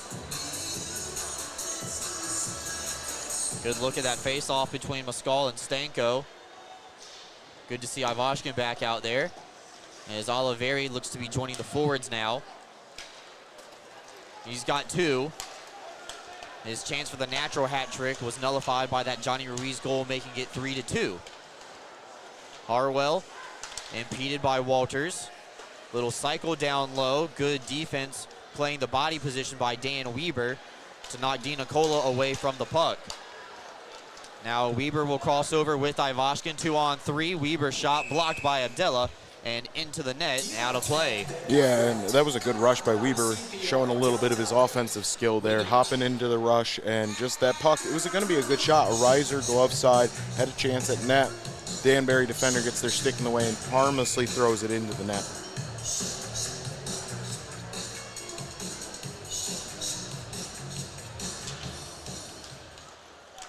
So now that the puck's back in play, Danbury tries to clear it off the wall. It takes a funny bounce off the glass.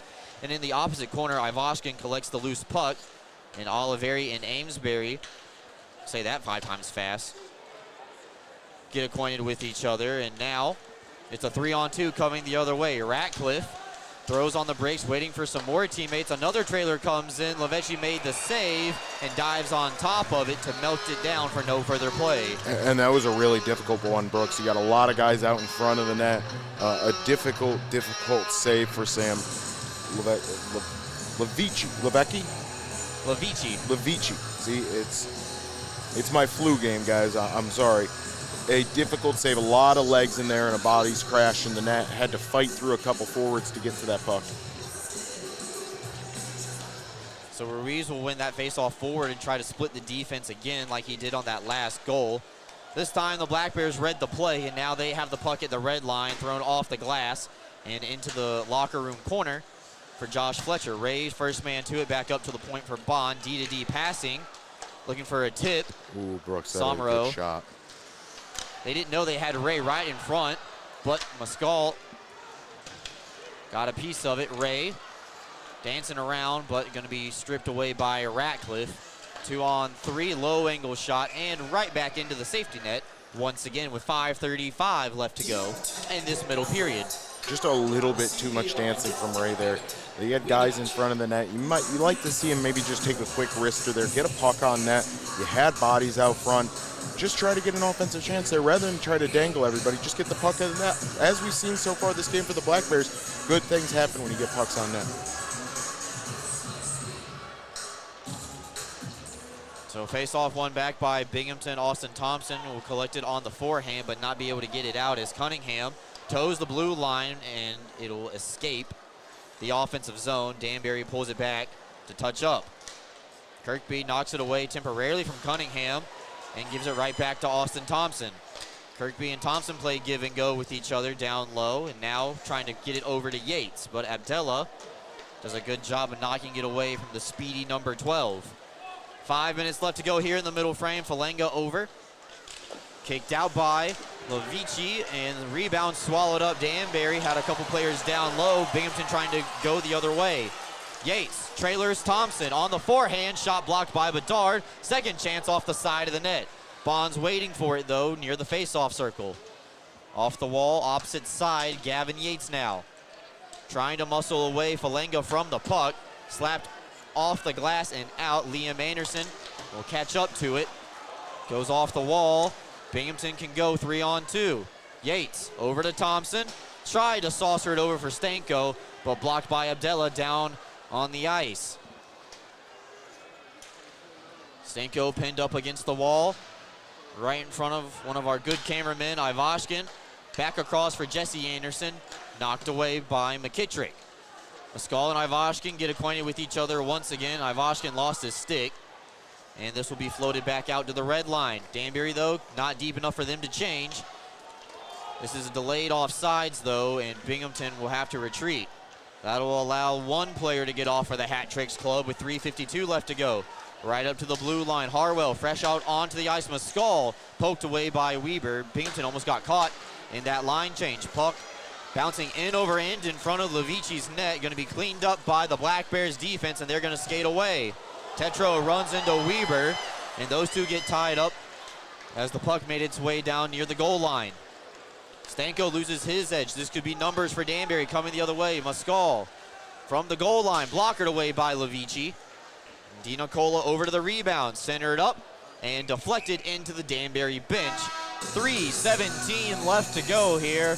Gives me an opportunity to catch our breath, and we hope you do the same. Right back after these messages, Binghamton leads 3-2.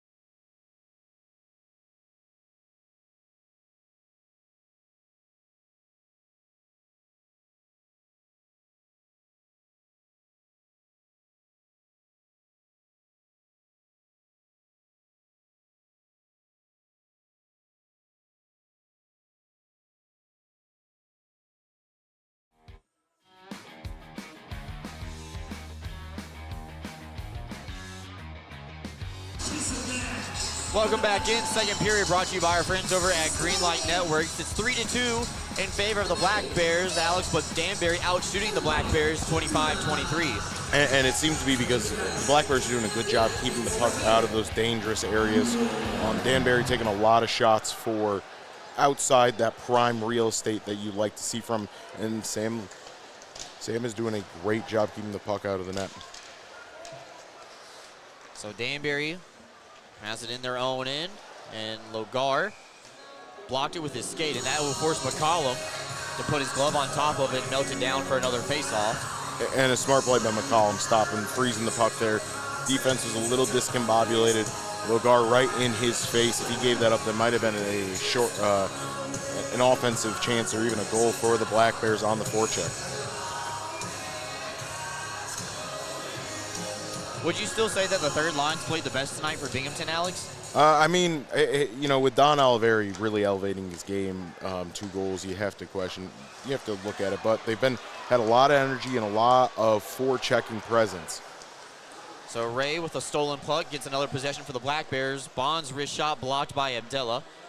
Ray will chase after the rebound all the way across onto the tape of Fletcher. Giving it back to Ray. It was in his skates. Bond give and go. And now Stone.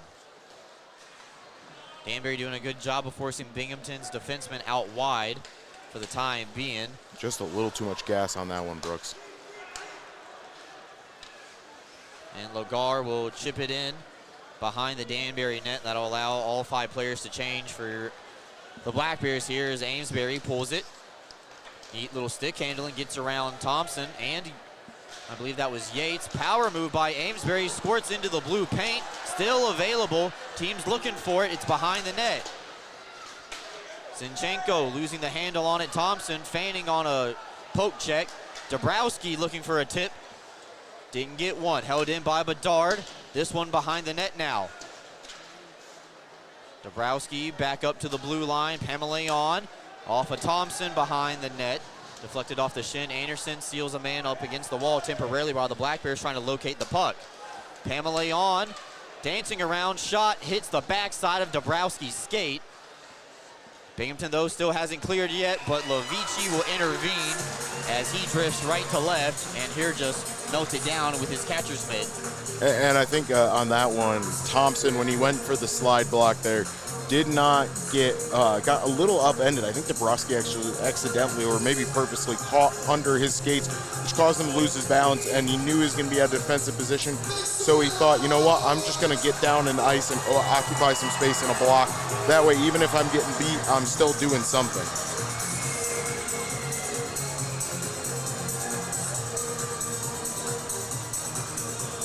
So Ivashkin will come in to take this face off as Oliveri was guilty of a false start. That kicked Stanko out of the circle. And now Liam Anderson plays it on a backhand, beautifully over for Stanko, give and go. Oliveri shot, and Stanko with a yawning net just poked it wide. McCollum had no idea where that puck was.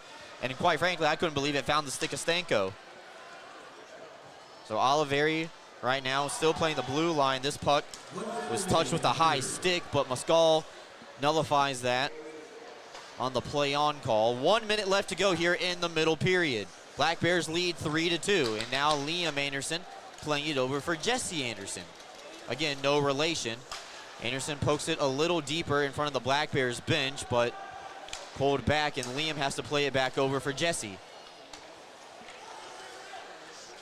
Danbury clogging up that blue line, but Binghamton does get across. Ivashkin down low, too far ahead of Stanko. 30 seconds left to go. Oliveri holding, waiting, and denied. And this is put into the safety net, and this is delay of game against Danbury. They threw the puck out of play behind their own net, and the referee in the offensive zone right on top of it with the call. And that's a very rare delay of game, Brooks. You know, you don't normally see that as Muscal's headed to the box for the Henny Hart Seltzer power play for the Black Bears. It is so rare to see that, Brooks. I can't remember too many games when you see a delay of game behind their own net.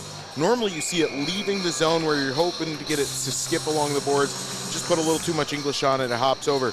I don't remember ever seeing that go out behind the net. So Binghamton's power play is 1 for 5. Have an opportunity before the horn. Here, 13 seconds left. If Bond can hold it in, he does.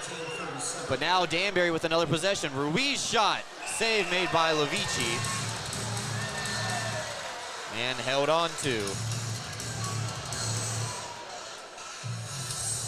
So 5 seconds left to go. I don't think the Black Bears can go that far in 5 seconds. Unless they have some sort of set play. Maybe you see somebody like Stanko or somebody, one of your faster skaters, Yates on this far side, right on the faceoff, drop it back to Bond, and Black Bears lose the draw. So that's all for now. So the horn will sound, and Binghamton will carry over 1:38 of power play time. And they also carry a 1-goal lead.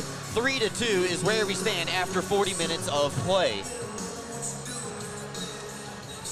Oliveri with a pair of goals that gave Binghamton a 2-goal cushion, but Johnny Ruiz cut into that lead with a beautiful unassisted goal as he walked through the Black Bears defense.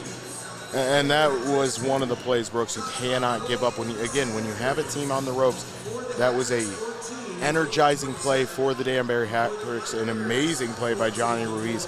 You just can't allow that type of goal to happen at that point in the game. All right, we will take a timeout. When we come back, it's the second period edition of the Excite Motorsports Intermission Report. Don't go anywhere, folks. We got all that and more coming up right after this.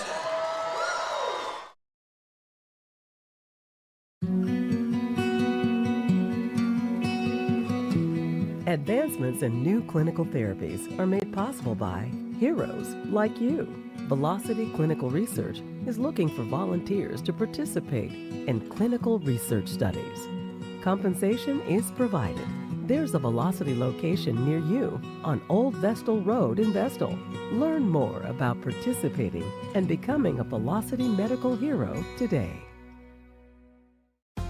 Whether you're a high school or college athlete or a weekend warrior, Guthrie is the area's premier sports medicine program, offering injury evaluation, concussion management, physical therapy, and more.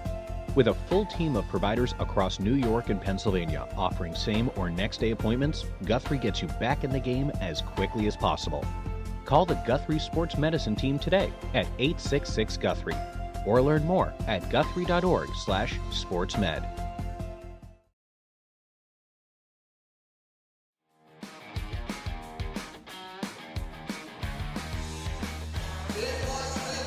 A look at our good friend Trevor Potenziano over on the CF Moto during the Chuck-a-Puck promotion. A lot of pucks in the back of that ATV tonight, Alex, and seems that a lot of people are having fun every time that Trevor is driving the ATV. I just saw somebody throw all their pucks at the same time. I haven't seen that strategy before. Not a bad strategy, though, Brooks, if you think about it. If you're landing all those in simultaneously, a lot of that kinetic energy of them hitting the bin and bouncing out, you're going to get less likely because that energy is going into the other pucks. An interesting, but I think not a bad strategy, because all you have to do at that point is make a single shot. Let's take a look at the Columbian Mutual Life Insurance stat sheet through 2 periods of play. Goals in the period, 2 for the Black Bears, both by Don Oliveri. 1 from Danbury. It comes courtesy of Johnny Ruiz. Shots on goal, 14 apiece in that middle frame. Game total, 27 for the visitors and 23 for the home squad. The back of that ATV is filling up with chuck-a-pucks. Here is Trevor doing his best Keanu Reeves impression, just dodged one. Matrix style, that was pretty impressive, and now he does the burnout here. Right at the end, Brooks, somebody sunk one right as he did that little burnout. One got snuck in the corner of the ATV. Well, congratulations to Trevor for surviving another trip around the arena on the CF Moto during our Chuck-a-Puck promotion. And it looks like they have found a winner. So congrats to the lucky winner tonight. We will take a timeout, come back with the Excite Motorsports Intermission Report as we take a look at the out-of-town scoreboard here in the second period. Don't go anywhere, folks. More coming up right after this. Whether you're a high school or college athlete or a weekend warrior, Guthrie is the area's premier sports medicine program, offering injury evaluation, concussion management, physical therapy, and more. With a full team of providers across New York and Pennsylvania offering same or next day appointments, Guthrie gets you back in the game as quickly as possible. Call the Guthrie Sports Medicine team today at 866-GUTHRIE or learn more at guthrie.org/sportsmed. Are you looking for a new place to live? Lofts at JC is the official housing partner of the Binghamton Black Bears and the only luxury housing provider offering both 2 and 3 bedroom units, fully furnished for a modern living lifestyle. Lofts at JC is centrally located in the heart of the Tri-Cities area, located at 128 Grand Avenue in Johnson City. Housing applications are accepted online at loftsatjc.com. Once again, that's loftsatjc.com.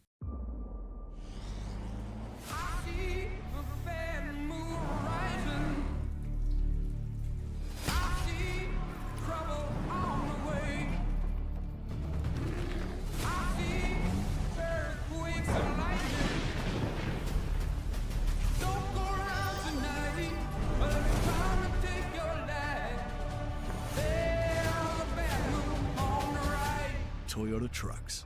Let's go places.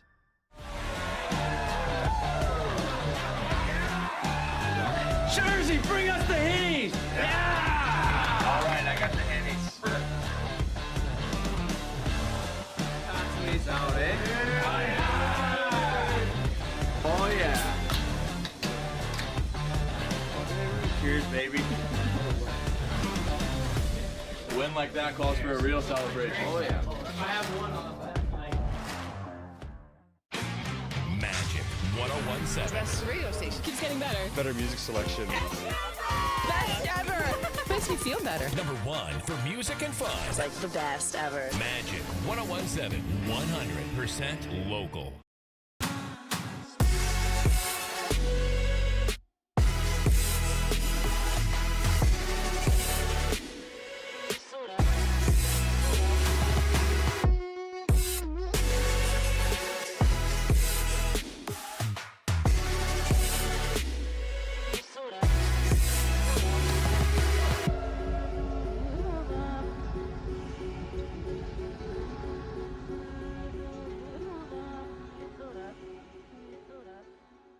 Getting your hands on an all-new CF Moto side-by-side or four-wheeler is now easier than ever at ExciteMotorsports.com. Purchase your next power sports vehicle with our new, easy, and quick online buying experience. Browse inventory on ExciteMotorsports.com. Buy, get approved for financing and e-sign online right from your phone. Ride, have your new power sport vehicle delivered to your home the next day at no extra charge. Browse, buy, ride. Fun starts here at ExciteMotorsports.com.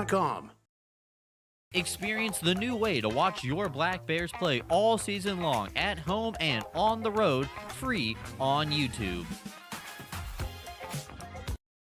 You can experience gig speeds with Greenlight Networks.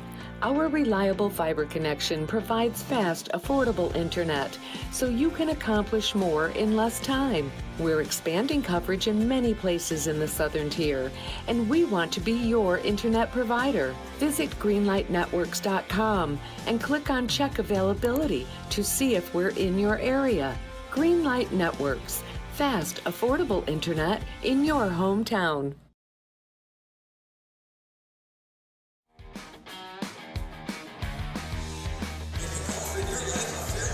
Welcome back into the Excite Motorsports Intermission Report. Excite Motorsports, browse, ride, and buy. Free next day delivery to New York and Pennsylvania. You can visit them online anytime at excitemotorsports.com. Or you can visit them on Front Street in Vestal. So go check out Excite Motorsports. We want to thank them for their continued support of our Chuck-a-Puck promotion. Had a lucky winner as Trevor made his way off of the ice. Thanks to the hockey kids who stuck around from the 10U intermission skate to help pick up those pucks really quick. And now the Zambonis. I guess Zambonis, is that the plural of Zamboni, Alex? I think it's like Moose, or I think it's like Moose Brooks, where it's Zamboni is the singular and the plural. Okay, all right. So the Zamboni are out on the ice, cleaning the ice here for the third period of tonight's game. We've already talked about the Colonial Mutual Life Insurance stat sheet, but while we have the opportunity, let's take a look at tonight's out-of-town scoreboard from all the scores around the FPHL. Starting off with Columbus and Carolina, they are tied at 2, and they are 41 seconds away from going to a shootout on consecutive nights. It was the Thunderbirds who won last night on the road. As just as I say that, it looks like Carolina has won in overtime. So Carolina sweeps Columbus in their 2-game weekend matchup. How about that? That was live on the air. Motor City defeats Elmira 7-2. Celebrity player Tyler Jurich does score his 300th career Fed goal. I believe the only person to ever do that, so congratulations to Jurich on that. But unfortunately, that'll only be the moral victory of the night, as Motor City does sweep Elmira, and they grab 6 points in their weekend set. Port Huron leads Mississippi 4-2 at the second break of the night. Prowlers having a quietly good season so far. They've been playing Motor City a lot, but they've been doing good in the Continental Division. Over on the other side of the bracket, do have a goal in the Baton Rouge Blue Ridge game. The hometown Zydeco first on the board during the first intermission now. They lead the Bobcats 1-0. So from top to bottom, Carolina wins 3-2 over Columbus. Motor City wins 7-2 over Elmira. Port Huron leads Mississippi 4-2, and Blue Ridge is trailing Baton Rouge 1-0. That's a look at the out-of-town scoreboard. When we come back, we'll have the Binghamton Hockey Booster Club highlights from the second period and get you ready for tonight's third period. We'll be back after this for another edition of the Excite Motorsports Intermission Report. Don't go anywhere, folks. Are you ready to take your billiards game to a whole new level? Dragon Billiards Instruction and Pro Shop has everything you need to impress your friends and crush your opponents. American Q Sports certified coach Kim the Dragon Young is now accepting new students. From novices to pros, the Dragon helps you find your best game with in-person or online instruction available worldwide. Need help with stance, stroke, or alignment and aiming? We've got you covered. Looking for advanced cue control techniques and trick shots? No problem. Follow us on Facebook at Dragon Billiards Instruction and Instagram at Dragon Billiards Kim for free daily tips and drills, upcoming tournaments and events, as well as exciting contests and giveaways. Subscribe on Patreon for personalized video content. Visit our online pro shop for the lowest prices on the highest quality pool cues, accessories, and Dragon Billiards gear. Dragon Billiards Instruction and Pro Shop, breathing fire into your game.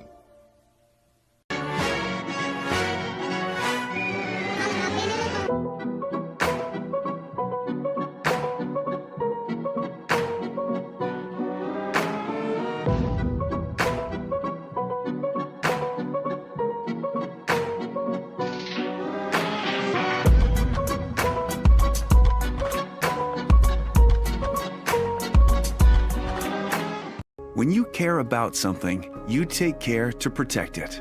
The family that depends on you and the future you're planning for them. You'll have your own college stories too someday. With sound advice, smart strategies, and a broad variety of life insurance options, Security Mutual can help provide for the people you care about and also help you reach your financial goals. It's a sound plan. The time to start thinking about college. And retirement is now. Security Mutual Life, the company that cares. Get access to exclusive player events, monthly parties, and road trips to away Black Bears games. This is what you get when you become a member of the Binghamton Black Bears Booster Club.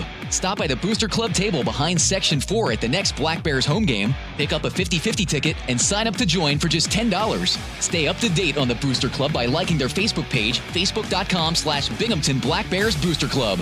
Monthly meetings with players, road trips, and a whole lot of fun when you join the Black Bears Booster Club.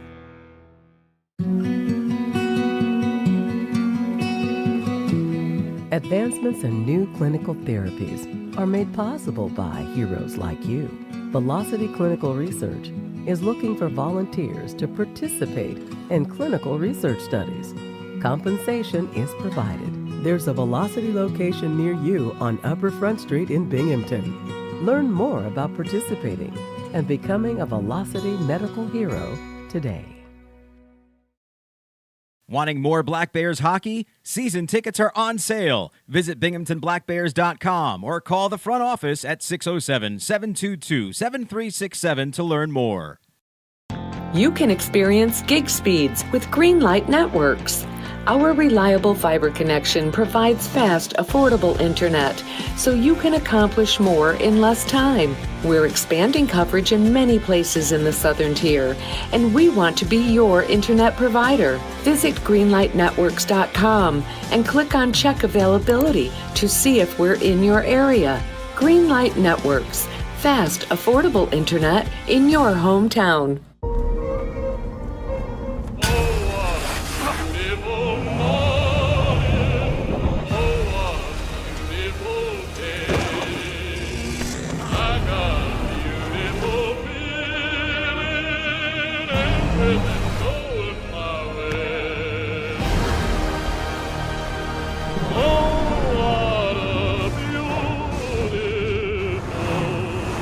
Toyota Trucks. Let's go places.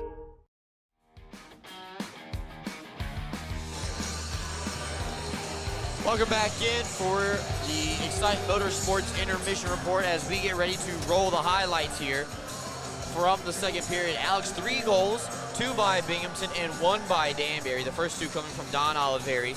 But Johnny Ruiz does get Danbury within striking distance. They're only down 1 with a lot of time left to go in this one as we have a full period set to go. Yeah, Brooks, and the Johnny Ruiz showed why this Danbury team, who are the champions of the league from last season, are such a dangerous team even to this day. Even though Black Bears have been pretty resoundingly controlling the game, they're a team that can score almost immediately at any moment. They have incredibly skilled players who are incredibly good at what they do.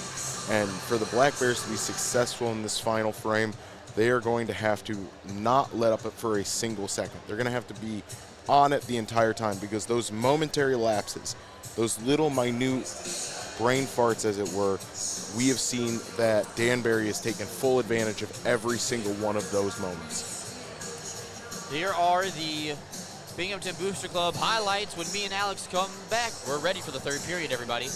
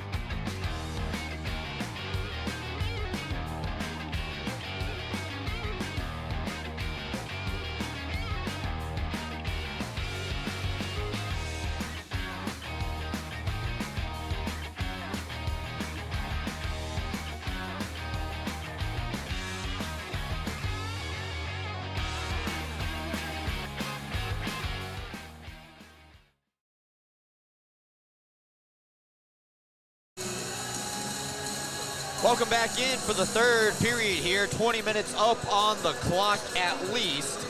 Last night it took more than 65, and that's not counting the delay that we had for that broken pane of glass before we even got started. And that's always difficult, Brooks, to deal with an unexpected stop to your game, you know, an unexpected delay like that almost took almost over an hour to fix. It really throws you off your natural rhythms. You know, your body, especially when you're a professional athlete like these guys on the ice right now, you get into those rhythms, your body starts to expect certain things, and any deviation from your normal routine can really have detrimental effects. So already a little bit of line shuffling going on here in the third period. Andrew Logar playing left wing here for the Black Bears on the Ivashka and Stanko line. Oliveri paired up with Jesse Anderson on the defensive side. Little head fake from Oliveri, gets it past Zinchenko, and Jesse Anderson will chip in charge, joining the rush. He plays it around the wall. The referee will sidestep that play. Stanko tries to get the puck deep, but Zinchenko does a good job of blocking it with his leg. Stays in. Anderson nullified as a stretch pass. Doesn't connect with Zinchenko. Levechi almost getting caught out of his net. And Falanga just came right down Broad Street. And now coming back the other way. Stanko throws on the brakes. Hits Anderson. Over to Oliveri, a one-timer off the glass. Bounced so hard off the glass, it went straight up into the air. I have not seen that happen in a long while, Alex. You have to wonder if it's because Binghamton used the composite material rather than a true plexiglass. The glass has a little more give to it. It's got to be something. Oliveri calling for the puck, trying to get his hands free. That shot blocked by Zinchenko. Falanga fanned on a clear attempt. Second try, though, is successful. Kept in, though, quickly. Re-entry by the Black Bears. Logar throws on the brakes. Their trade places with Oliveri. Equal with the dots all the way at the top of your screen. 10 seconds left in the power play, Brooks.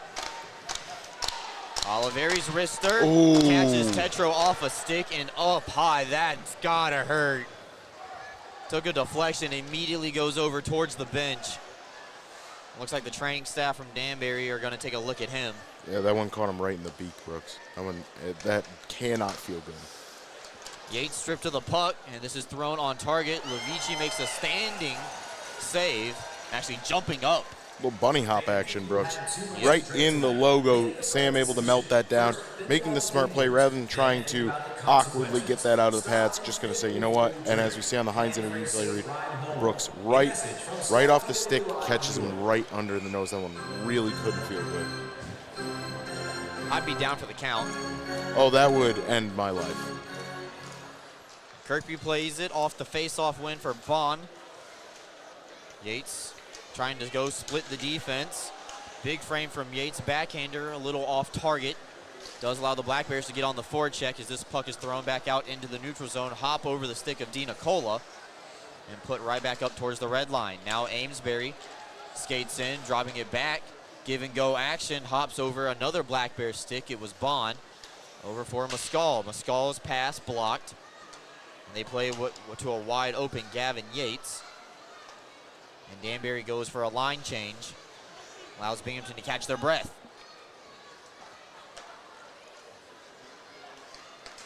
Stone pushes it up forward to Austin Thompson as they cross over the blue line. Toe drag from Amesbury is denied.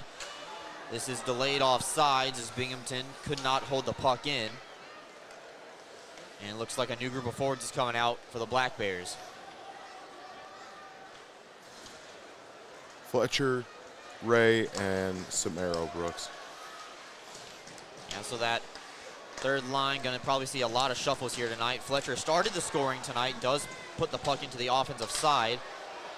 In the skates of the linesman, they played over. Somro touches up, he's on sides. Gets around Bedard, trying to center up for Ray, but nullified by Falanga. Chipped out by McKittrick. Crowd coming alive here in the third period. Weber spun down. Ray, though, does a good job of holding it in the offensive side. Heard an errant whistle there, Brooks. Might have come from the fan base rather than the officials. Somro giving pressure on the forecheck. He's knocked down, centering up for Stanko, but Dabrowski Skates the puck out of harm's way. Plays it all the way up for McKittrick. One-on-one against Jesse Anderson. Low angle shot is fought off by Levici. And Binghamton will clear. 4 minutes gone here in period number 3. Oliveri outside the dots. A backhander again off the mask of McCollum. That time a little bit softer than the first one he took. Not that you want to take anyone off the mask. Especially off the backhand, Brooks. Not a lot of heat coming off there. Stanko blocked a pass attempt from Danbury, and Ivashkin comes back the other way, centering up. Moskal tried to clear, blocked by Stanko. Ivashkin tries to get back up on his feet and knock it away from Zinchenko, but instead it eludes Moskal, and Jesse Anderson is back, and we're already seeing Anderson now with Liam Anderson. So Jesse and Liam playing together. Looks like Oliveri's back up on a bump-up shift at forward. Got to be hard to keep up with that all night. So where Oliveri's playing, forward or defense. Tetro knocked away by Oliveri. They say no high sticking. He skates in. Oliveri dancing in. Couldn't get past the last guy. Puck stays in play. Now Harwell over to Zinchenko. Danbury is on sides. Drop pass over for Moskal is nullified. Yates goes off the wall to Thompson. Partial breakaway. Shot from Thompson. Blockered away by McCollum. Rebound still over. Stone a shot. Denied. Rebound. Never made it there. And McCollum out of his crease dives on top of a loose puck and is held on to for no further play. Moskal and Kirby with some hands on each other. And Moscal's already taken a penalty for roughing after the whistle tonight. Looks like cooler heads are going to prevail this time. But it sends us to a media timeout. 3-2, the Black Bears lead. 14:43 left to go here, third period. Are you ready to take your billiards game to a whole new level? Dragon Billiards Instruction and Pro Shop has everything you need to impress your friends and crush your opponents. American Q Sports certified coach Kim the Dragon Young is now accepting new students. From novices to pros, the Dragon helps you find your best game with in-person or online instruction available worldwide. Need help with stance, stroke, or alignment and aiming? We've got you covered. Looking for advanced cue control techniques and trick shots? No problem. Follow us on Facebook at Dragon Billiards Instruction and Instagram at Dragon Billiards Kim for free daily tips and drills, upcoming tournaments and events, as well as exciting contests and giveaways. Subscribe on Patreon for personalized video content. Visit our online pro shop for the lowest prices on the highest quality pool cues, accessories, and Dragon Billiards gear. Dragon Billiards Instruction and Pro Shop, breathing fire into your game.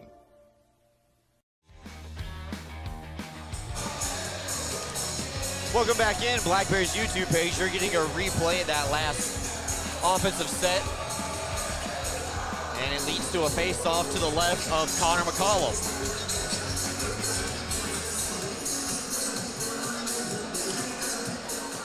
Face-off tied up. Good wing play from Gavin Yates to lend a hand.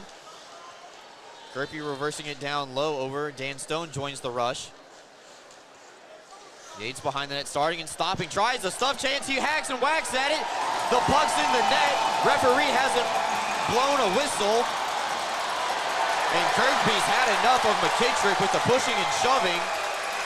Ironically, I don't even think that was McKittrick that time, Brooks. I think another Danbury player instigated that contact, and then McKittrick was the one who kind of skated in to break it up and kind of took Kirkby's wrath. Surprised there's been no call so far. Indication of goal or no goal. Binghamton celebrated, but the red light never came on. I think Kirkby is indicating that he thinks McKittrick gave him a little raise of the stick. It'll be interesting to see if we can find that on the replay. So Kirkby sits down in the box for roughing. First penalty of the third period. Yeah, Kirkby's indicating in the penalty box that he got speared. So here's a look from the Heinz Energy replay crew. Stuff chance. And I don't see the puck in the net. Do you, Alex? I don't either, Brooks. So then Kirkby comes in to try to push it in because there's been no whistle here. So at the tail end of this, you're going to see Kirkby appear on the right side of frame, come and try to stuff Chance. He gets headlocked. And then, yep, right there, McKintrick with a spear between the legs, Brooks. Really caught him there. I'm surprised the officials missed that. That was pretty blatant. So 5:34 time of the Kirkby roughing penalty. And normally, if I'm not mistaken, Brooks, normally spearing is a match penalty. Yeah, Tate Leeson got it the other night, and he was suspended for 1 game. I think this back end, Brooks. Yep, this is going to be the best angle. Comes in right there. Slowed down. Right there, yep. That is a textbook spear, Brooks. An absolute missed call by the official. Did not get to see that one in live action. Just were not in the correct positioning because they were trying to determine the goal. Just happened to miss it, but that is a pretty blatant spear. All right, we'll see if the Black Bears can corral their emotions. Mescal throws it towards the net looking for a Ruiz tip. Didn't get one.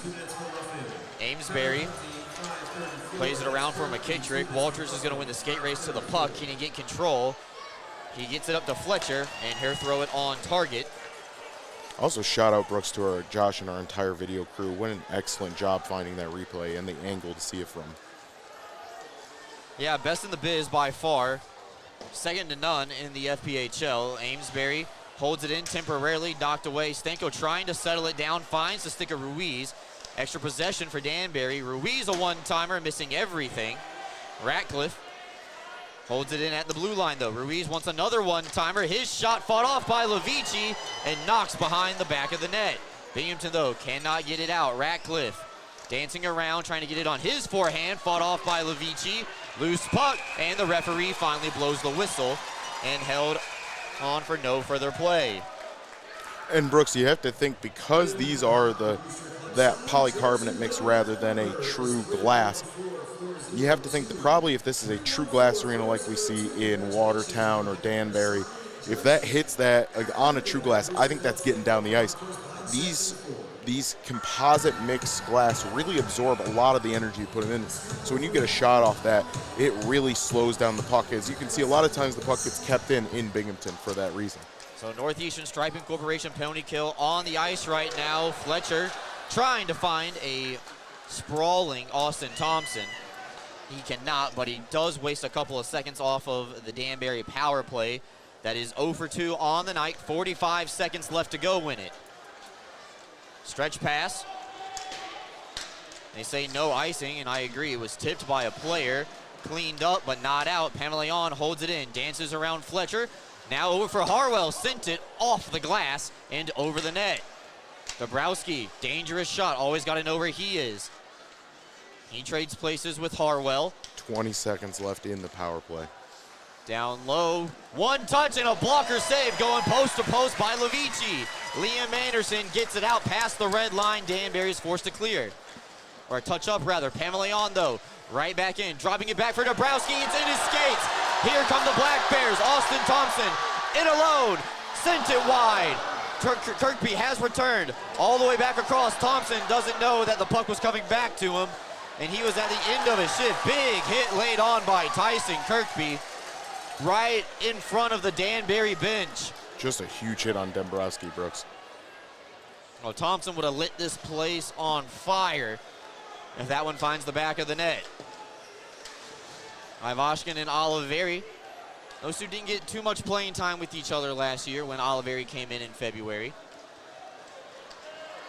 And now Ivashkin takes a hit from Falenga off the wall, trying to hold the puck in, off sides, says the linesman. They touch up, back on. Stanko back up to the blue line for Stone, has a wide open Bond. Low to space, wrister save, puck still available. Top of the crease, teams fighting for it, and Tetro skates away for Danbury out of harm's way. He's sealed off into the wall by Dan Stone, and Bond on the forehand, trying to find a teammate to pass it to, gets it to Stanko, who now finds Ivashkin with a touch pass. 1-on-4, comes Ivashkin, matched up against Amesbury. He's sealed off against the wall. Stanko with a takeaway, trying to center up for Yates. Weber over to Walters, 3-man up high. Slap pass all the way across for Yates. Too much on it and out in front of the Plymouth, Massachusetts native. Crowd coming alive here. They like what they're seeing from the Black Bears, offensively and defensively. Ivashkin wrapped by Cunningham. Has it. As Amesbury sends a man down to the ice in front of the net. Puck is underneath Ivashkin. He takes a couple of whacks. Stanko, turnaround shot, he scores! Brendan Stanko! And the Stank Show rolls on. And no pun intended, Brooke, he put some stank on that one. Right in front of that, the puck stays alive. Nikita Ivashkin sacrificing his body, getting on top of that puck, making sure Danbury does not get a good shot to clear the puck. And it survives long enough for Stanko to get the puck in the back of the net. Ivashkin and Stanko put in a serious shift at the end of that. That was a long shift for them, and they cap it off with a +1 and assist and a goal, respectively. So Binghamton reclaims a 2-goal lead. How long will they be able to hold on to it, or will they extend it? Austin Thompson spun down by Abdella. We got a penalty coming up. And they're going to grab both of them.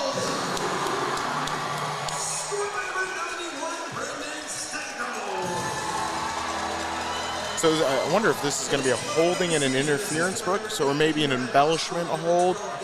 I'm not sure. It's going to be interesting to see how they cut this up.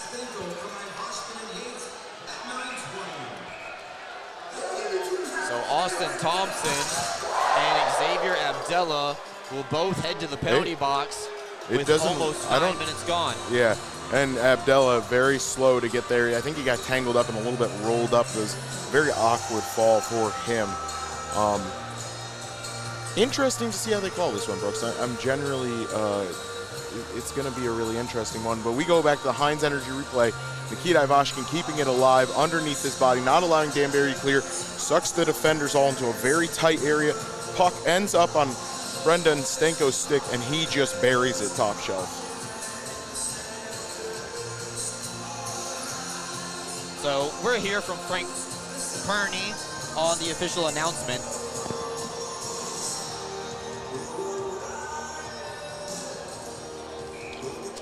Brendan Stanko just took my breath away. That was a long sequence right there as we go to 4-on-4 hockey once again.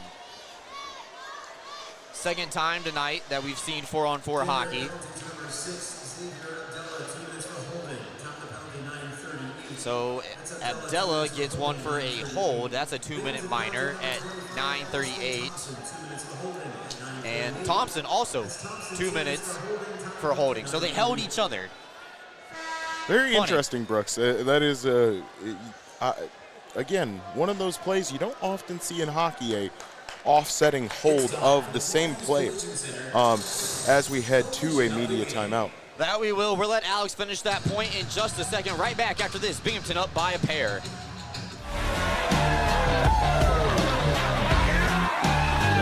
Jersey, bring us the Hennies! Yeah! All right, I got the Hennies. Out, eh? Oh yeah! Cheers, baby. A win like that calls for a real celebration. Oh yeah. I have one on the back. Getting your hands on an all-new CF Moto side-by-side or four-wheeler is now easier than ever at ExciteMotorsports.com. Purchase your next power sports vehicle with our new, easy, and quick online buying experience. Browse inventory on ExciteMotorsports.com. Buy, get approved for financing and e-sign online right from your phone. Ride, have your new power sport vehicle delivered to your home the next day at no extra charge. Browse, buy, ride. Fun starts here at ExciteMotorsports.com.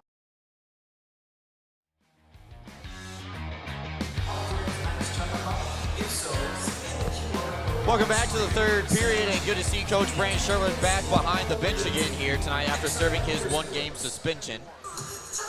And it seems that the Fire Sherwood crowd has really gone silent, Alex, over the start of this season. Yeah, you could say they've thrown it in the bin, Brooks.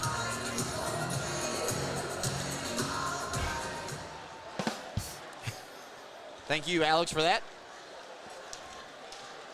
I'm going to cue that up just in case we need it here for the final 10 minutes of this one. Danbury comes skating on in with a load of steam. Zinchenko decides to hold on to it and throws a wrister that's blocked by Ray right onto the tape. Out come the Black Bears. Ray with a load of steam with Logar, 2-on-1. And Logar's shot, I believe, off the blocker of McCollum and maybe off the outside of the post as well. I think it hit outside post, Brooks. Okay. All right, Liam Anderson dancing around at the blue line. Binghamton trying to get set up here with this third line that played so well all night long. Logar centering it up. Ray can't have it as it was knocked away by Mescal, and Mescal goes one-on-one here against Liam Anderson. Age against youth right there as it redirects back on target, and Levici just decides to slow it down a little bit. And it seems to be, Brooks, that Levici, a great play there to slow it down, let the Black Bears get a change. Danbury had just run a change, got some legs out there, stretched it out. An interesting pairing here. We got Amesbury sliding back on defense with Charlie Bedard. Amesbury manning the blue line over the top. Bedard looks like he's going to be calling for the puck on this draw play, maybe to set it up to Amesbury at the top of at the blue line. And remember, we're still at 4-on-4 for the next 43 seconds. Here, all the way across, Amesbury settles it down, throws it, and seen by Levici as nobody for Danbury was able to get in front and take away the vision. Yeah, really a kind of a gimme shot, like Amesbury saying, you know what, we're going to reset, try to get a draw play here. Ruiz, one of the better face-off men in the Fed, as we saw tonight where he scored the unassisted goal. So Stone off the face-off win from Ivashkin. Ivashkin's taking 2 face-offs tonight, and he's won them both. Fun fact for everybody.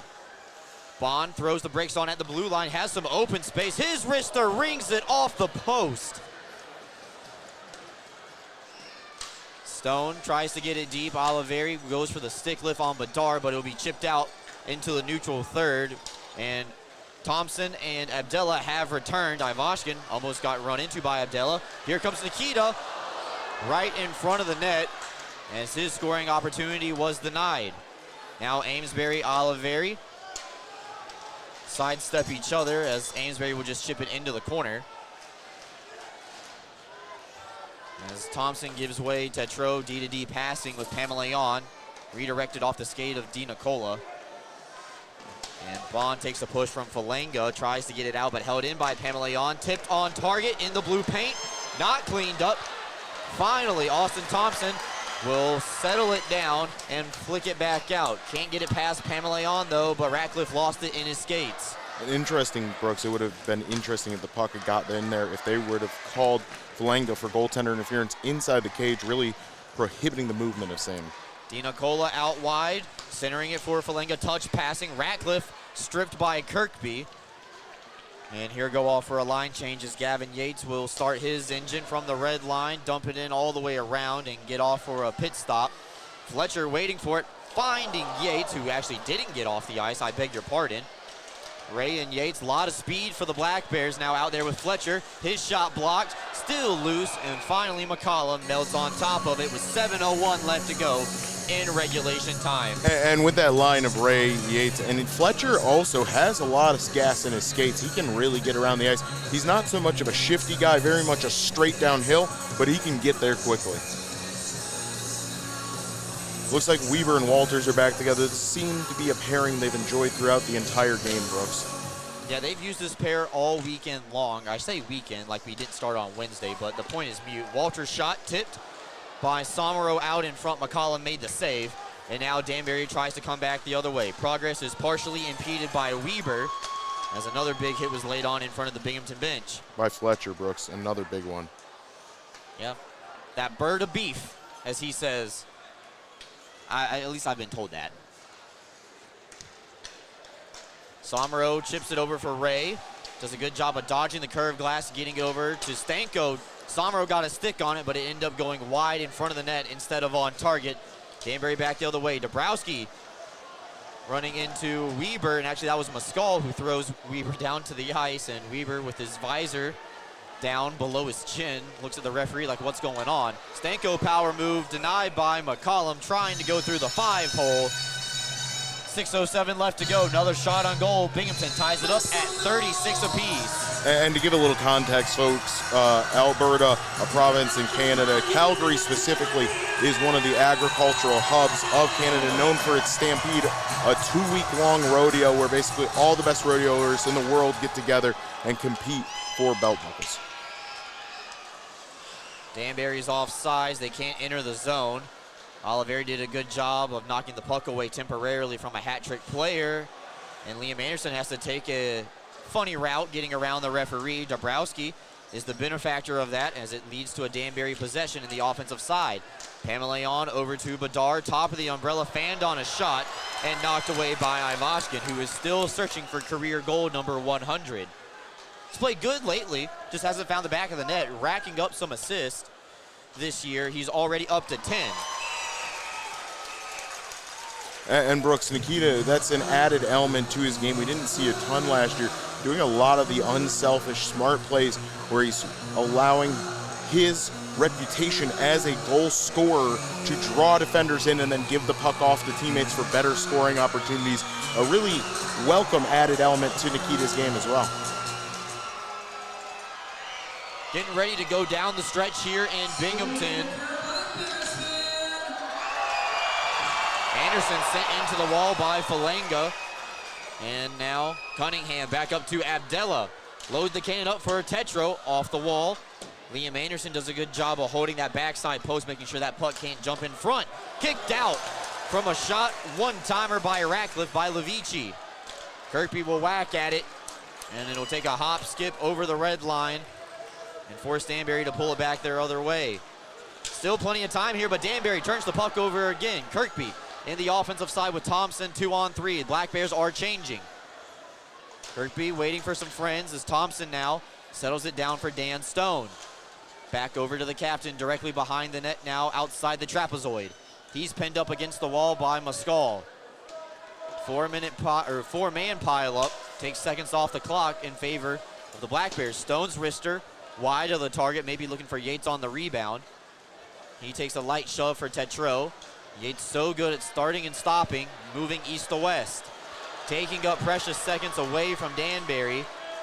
And finally, we'll just wrap it off the glass, get it deep. Stone makes the smart play there not to pinch and allow the forwards to stay on the forecheck. Thompson with the reverse hit on Abdella as the puck makes its way into the corner. Cunningham can't get it out. Yates still out there. Long shift for number 12 dressed in black and green. Danbury finally gets it out, but it's under 4 minutes in regulation time. Fletcher touches up. Black Bears right back in on sides. Yates had it poked off of his stick. Back up to the blue line for Dan Stone. Bond throws it down low, gets it over to Somero, takes a deflect off the referee. And Binghamton, it's not the flashiest offense right now, Alex, but doing a good job holding control of the puck. But flashiness, Brooks, really you don't need that to win, right? You do not need, you need possession, you need long zone draws, forcing Danbury for every inch, make them earn every single inch of ice. That's what Binghamton's going to do. McCollum's already looking over towards the bench, making sure he has a spot ready. They're going to vacate that door pretty soon. McCollum starting to make his way out as Ruiz skates in. On the backhand, almost got it short side. He is not left yet, Brooks. All right, Alex is going to keep an eye on the empty net for us. McCollum. Halfway, and there he go. No, he was about to go, but then now it has to retreat as Binghamton gets possession. Logar had it temporarily, but now Amesbury right back into the offensive side. There goes McCollum. Amesbury shot blocked. Outside the dot, Amesbury fanned on it. Logar trying to get it over to Ivashkin. Probably doesn't want career goal 100 in empty net, but he's probably not going to care if he can steal this one away. Extra attacker out for Danbury. Fought off by Levici. Held in, though, by Danbury. Zinchenko all the way. Top right corner of your screen. 2 men in front for Danbury. Logar off the wall. Ivashkin's on sides. Turnaround opportunity. And there it is. Goal number 100 for Nikita Ivashkin.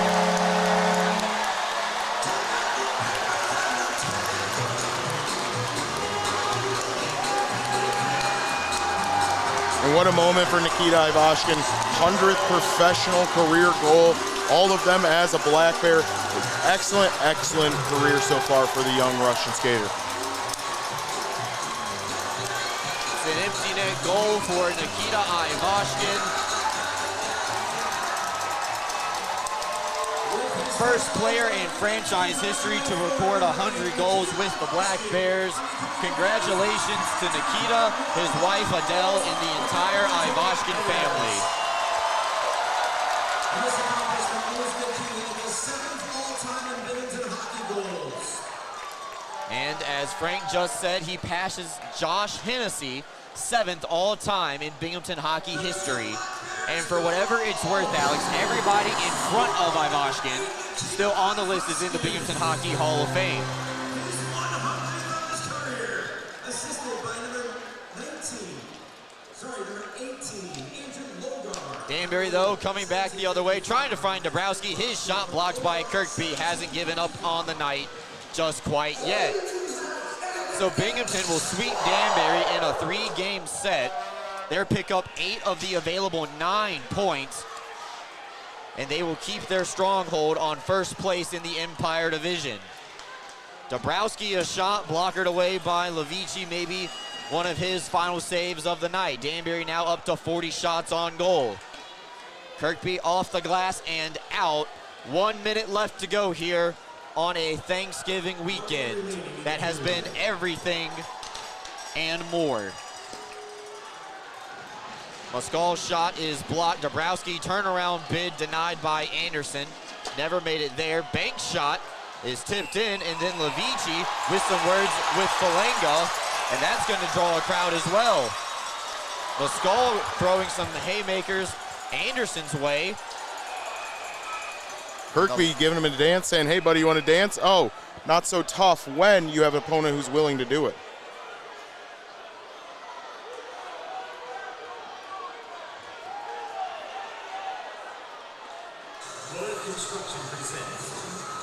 Who knows, maybe next week he'll be on to his 9th team, Brooks. He is on a 4-game PTO. So this is the 3rd game of that, correct? Yes. So he's got one more.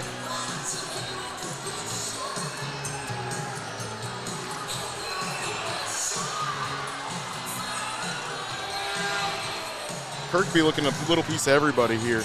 Not finding a dance partner, which is normally an odd situation for Danbury. Moscow had some words for Don Oliveri. Don Oliveri just smiles and points up at the 5-2 lead and the 8-point weekend for the Black Bears. 45 seconds left until that truly comes to fruition.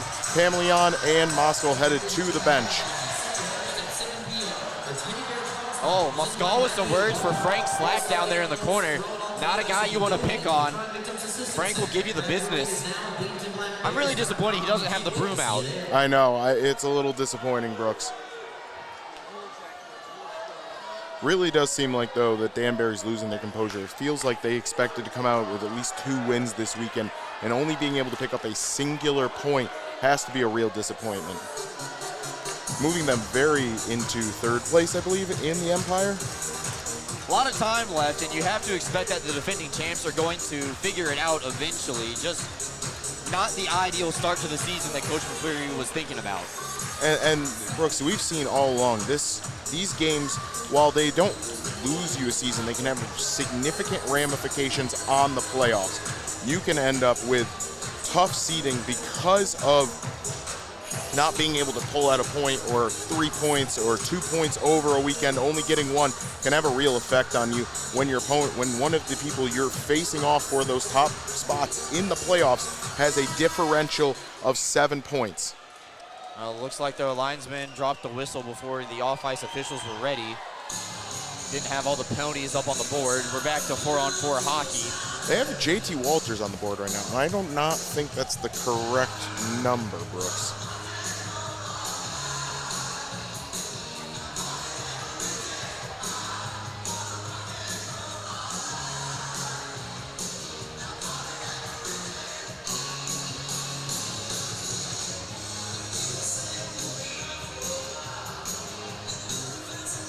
It's Jesse Anderson who's sitting in the box for the Black Bears, and Johnny Ruiz sitting for Danbury, as Pamela Yon was just given the early gate towards the showers.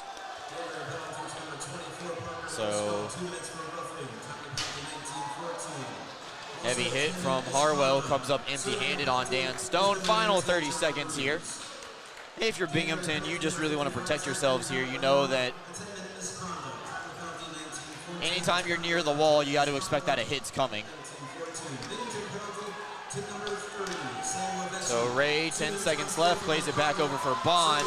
Binghamton will just play keep away, and that'll do it. Let's let the crowd take you into the closing seconds of the weekend.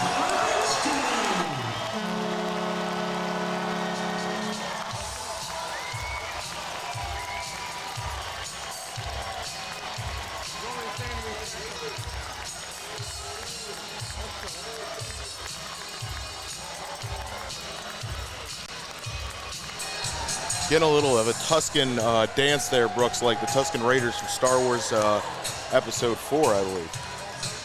That was a good reference right there, Alex. Final score tonight, Binghamton 5, Danbury 2. We got the La Quinta Inn and Suites post-game show to talk about, look at the out-of-town scoreboard, and the 3 stars of the night. We'll be right back to wrap this one up. Binghamton completes the sweep of Danbury this weekend. How about that one, everybody? Right back after this. Advancements in new clinical therapies are made possible by heroes like you. Velocity Clinical Research is looking for volunteers to participate in clinical research studies. Compensation is provided. There's a Velocity location near you on Upper Front Street in Binghamton. Learn more about participating and becoming a Velocity medical hero today.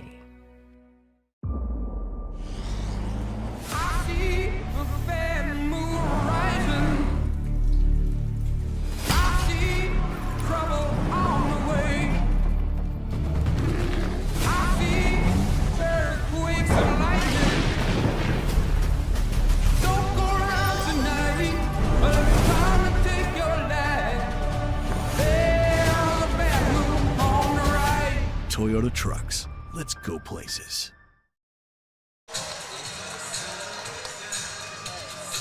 Welcome in, everybody, for another edition of the La Quinta Inn and Suites postgame show. Brooks Hill and Alex Jones here with you as we get ready to meet the 3 stars of the game. The 3rd star of the night, scoring his 100th career goal. Also had an assist on the Stanko goal, Nikita Ivashkin, the 3rd star of the night. And an excellent performance from Nikita Ivashkin. Really unselfish play. Just a lot of smart choices from him in getting his 100th career goal. Has to feel great. Making 39 saves and goal is Sam Levici. Gets his first star performance of the year. And look at that flow, Brooks. Absolutely crispy. Looking great. Saving anything and everything that came at his net, almost. And the first star of the night with 2 goals, 4 goals over the weekend. First star of the night, Don Oliveri, has returned and making his presence known here. That's his only mishap of the weekend. He did not throw the t-shirt over the glass. Just threw it straight onto the ice, Brooks. That's how locked in he is. He's not keeping, can't put anything into the stands. So we get a look at Don Oliveri making his way into the locker room for the Black Bears. They win a final score of 5-2 as the fans start to make their way over for the post-game skate here tonight. Your Rocco Testani, Budweiser, 3 stars of the night, Nikita Ivashkin, 3rd, Sam Levici, 2nd, and 1st star, Don Oliveri. 4 goals and 2 games for the Don of Binghamton. Absolute blisteringly white-hot start for Don Oliveri. But that's what we knew from his play from last season. He's excellent. He's a good stick handler. has one of the best shots in the league, can put up points in bunches, and when he's available, he is one of the best players Binghamton has at their disposal. Before we send you off into the night, let's take a look at the out-of-town scoreboard one last time before the post-game skate makes its way out there. Alex, are you going to skate tonight? I am not, Brooks. I wear a size 15 shoe. It is nearly impossible to find skates. However, I do have to say, I'm very excited for next week. Friday, December 1st, we have our Teddy Bear Toss game here at Binghamton at the Visions Veterans Memorial Stadium. If you're unfamiliar with the concept, everybody brings a teddy bear. All the teddy bears go to the Crime Victims Assistance Center. And once the first goal is scored for the Black Bear, everybody chucks their bears onto the ice. It's a raining down. Well, if you want to look up some great examples, Hershey, PA does probably one of the best teddy bear tosses in all of hockey, I would say. That is the next home game next Friday night. Only home game of the weekend. It'll be against the Elmira River Sharks. Speaking of Elmira, they fall on home ice tonight, 7-2 the final score against the Motor City Rockers. Carolina defeats Columbus in overtime to sweep the weekend. Even though they don't get the full 6 points, they grab 4, and Columbus does leave with 2. Mississippi and Port Huron in a close one. It's 4-3 favoring the Prowlers. Let's see if there's any time left on that clock. Yes, under 5 minutes left to go in the game at the Coast Coliseum. And Baton Rouge takes a 2-1 lead over the Blue Ridge Bobcats right now in the second intermission. So Baton Rouge over Blue Ridge 2-1, say that 5 times fast. Port Huron over Mississippi 4-3 with 5 minutes left to go. Motor City defeated Elmira 7-2, and Carolina defeated Columbus 3-2 in overtime.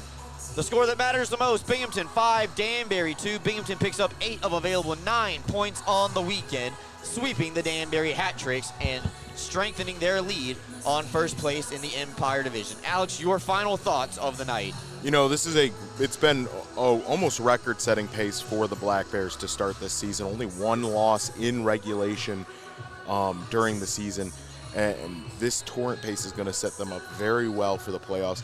You're looking to have home seating, so you get those crucial 2 to 3 games at home in front of the hometown fans to bring a Commissioner's Cup. If the Black Bears can keep up this pace, this is a team for everyone else in the league to be worried about. Yeah, if you're not on board, make sure to go ahead and jump on right now before the wagon leaves town, everybody.